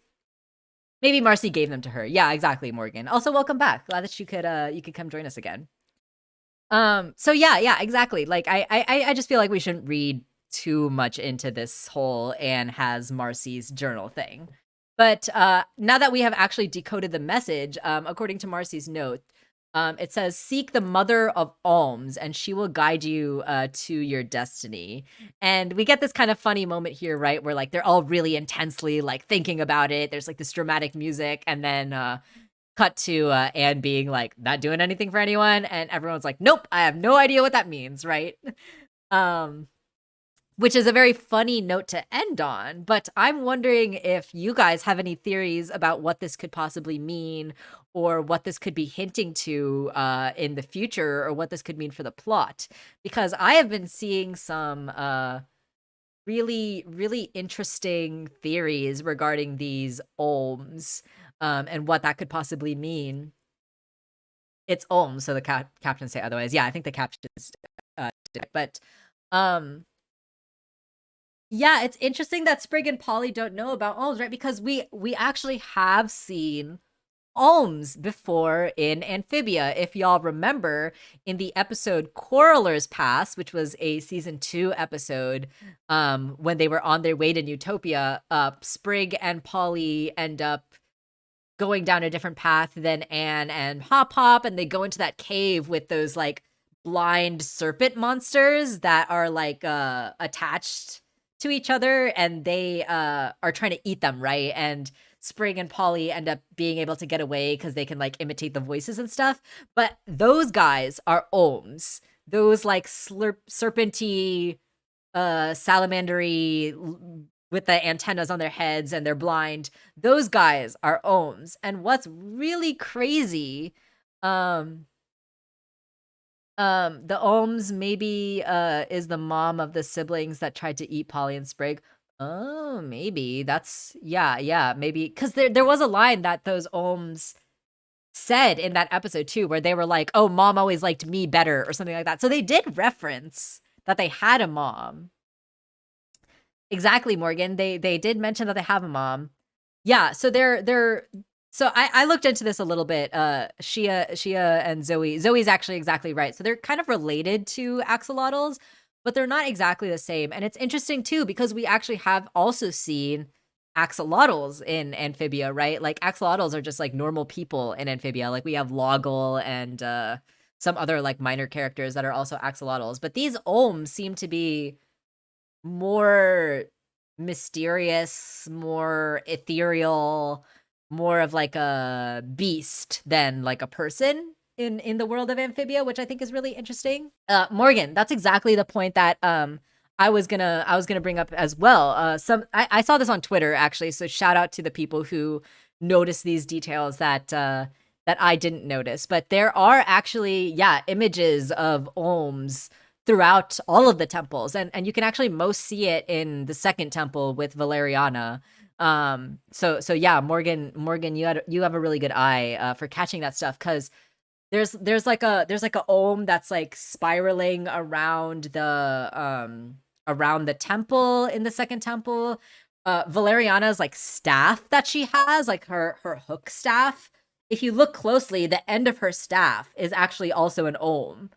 So like when you look back at season 2, we're actually seeing these Olms like all over the place, like all over the temples. So I have a feeling that they're going to be pretty important to whatever's going on, right? The line goes, "Mom always liked me more," and the other one said, "She always had horrible taste." Yeah, thank you, Zoe. So yeah, so we have gotten reference to the fact that the Olms do have a mom. Goldstar Farrell says, "Marcy's helmet also kind of resembles an axolotl / Olm."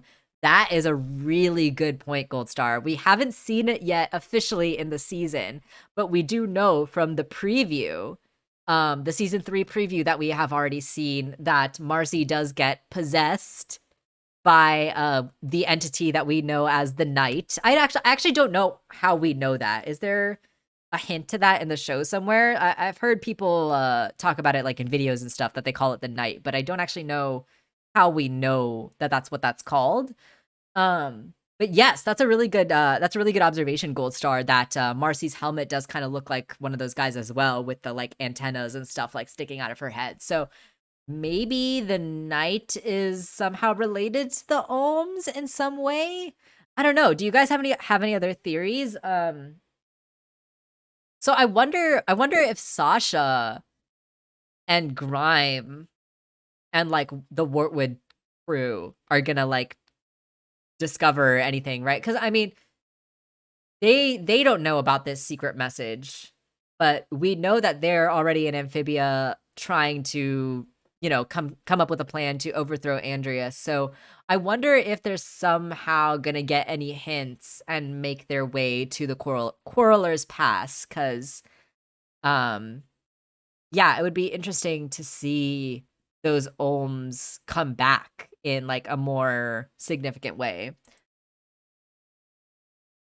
One of the Olms is blue, the other one is pink. Maybe there's a third one that's green. Ooh, that's a good theory, Zoe. That they could be like related to the Calamity Box and like the 3 girls in some way. That's a really good theory. I actually really like that theory. Do you guys have any other theories about this? Because like this is really, so obviously like the characters here don't really recognize it or really understand what this could mean. But for us as the audience, like we've seen the Olms before in the Quarrelers Pass episode, and we got all these hints with the temples, with all these little hidden Olms that I feel like I need to go back and rewatch those episodes now and catch all those details. Like this show is amazing when it comes to hiding these little details and kind of bringing them back later, which is really, really cool. But yeah, I'm so curious to know how this is all gonna play out, how this is gonna come back. Like, do you think that there's any way to find a connection to the Olms while they're here on Earth? Like, could there possibly be some sort of like Earth equivalent to the 3 temples that were in Amphibia? Like, are we gonna have to like go through like a discovery quest on Earth, like to be able to find like all the pieces and discover all that stuff? Like, there's so much that like could be happening, and I really have no idea like where this is gonna go from here. I am gonna quickly Google what next week's episodes are called. So next week we're going to be talking about fixing Frobo and Anne's Terminator. And actually, I think Tom is the one who said that like the robot is increasingly becoming more and more like Terminator. So I wonder if the robot's gonna kind of come back and make some fun Terminator references in that episode.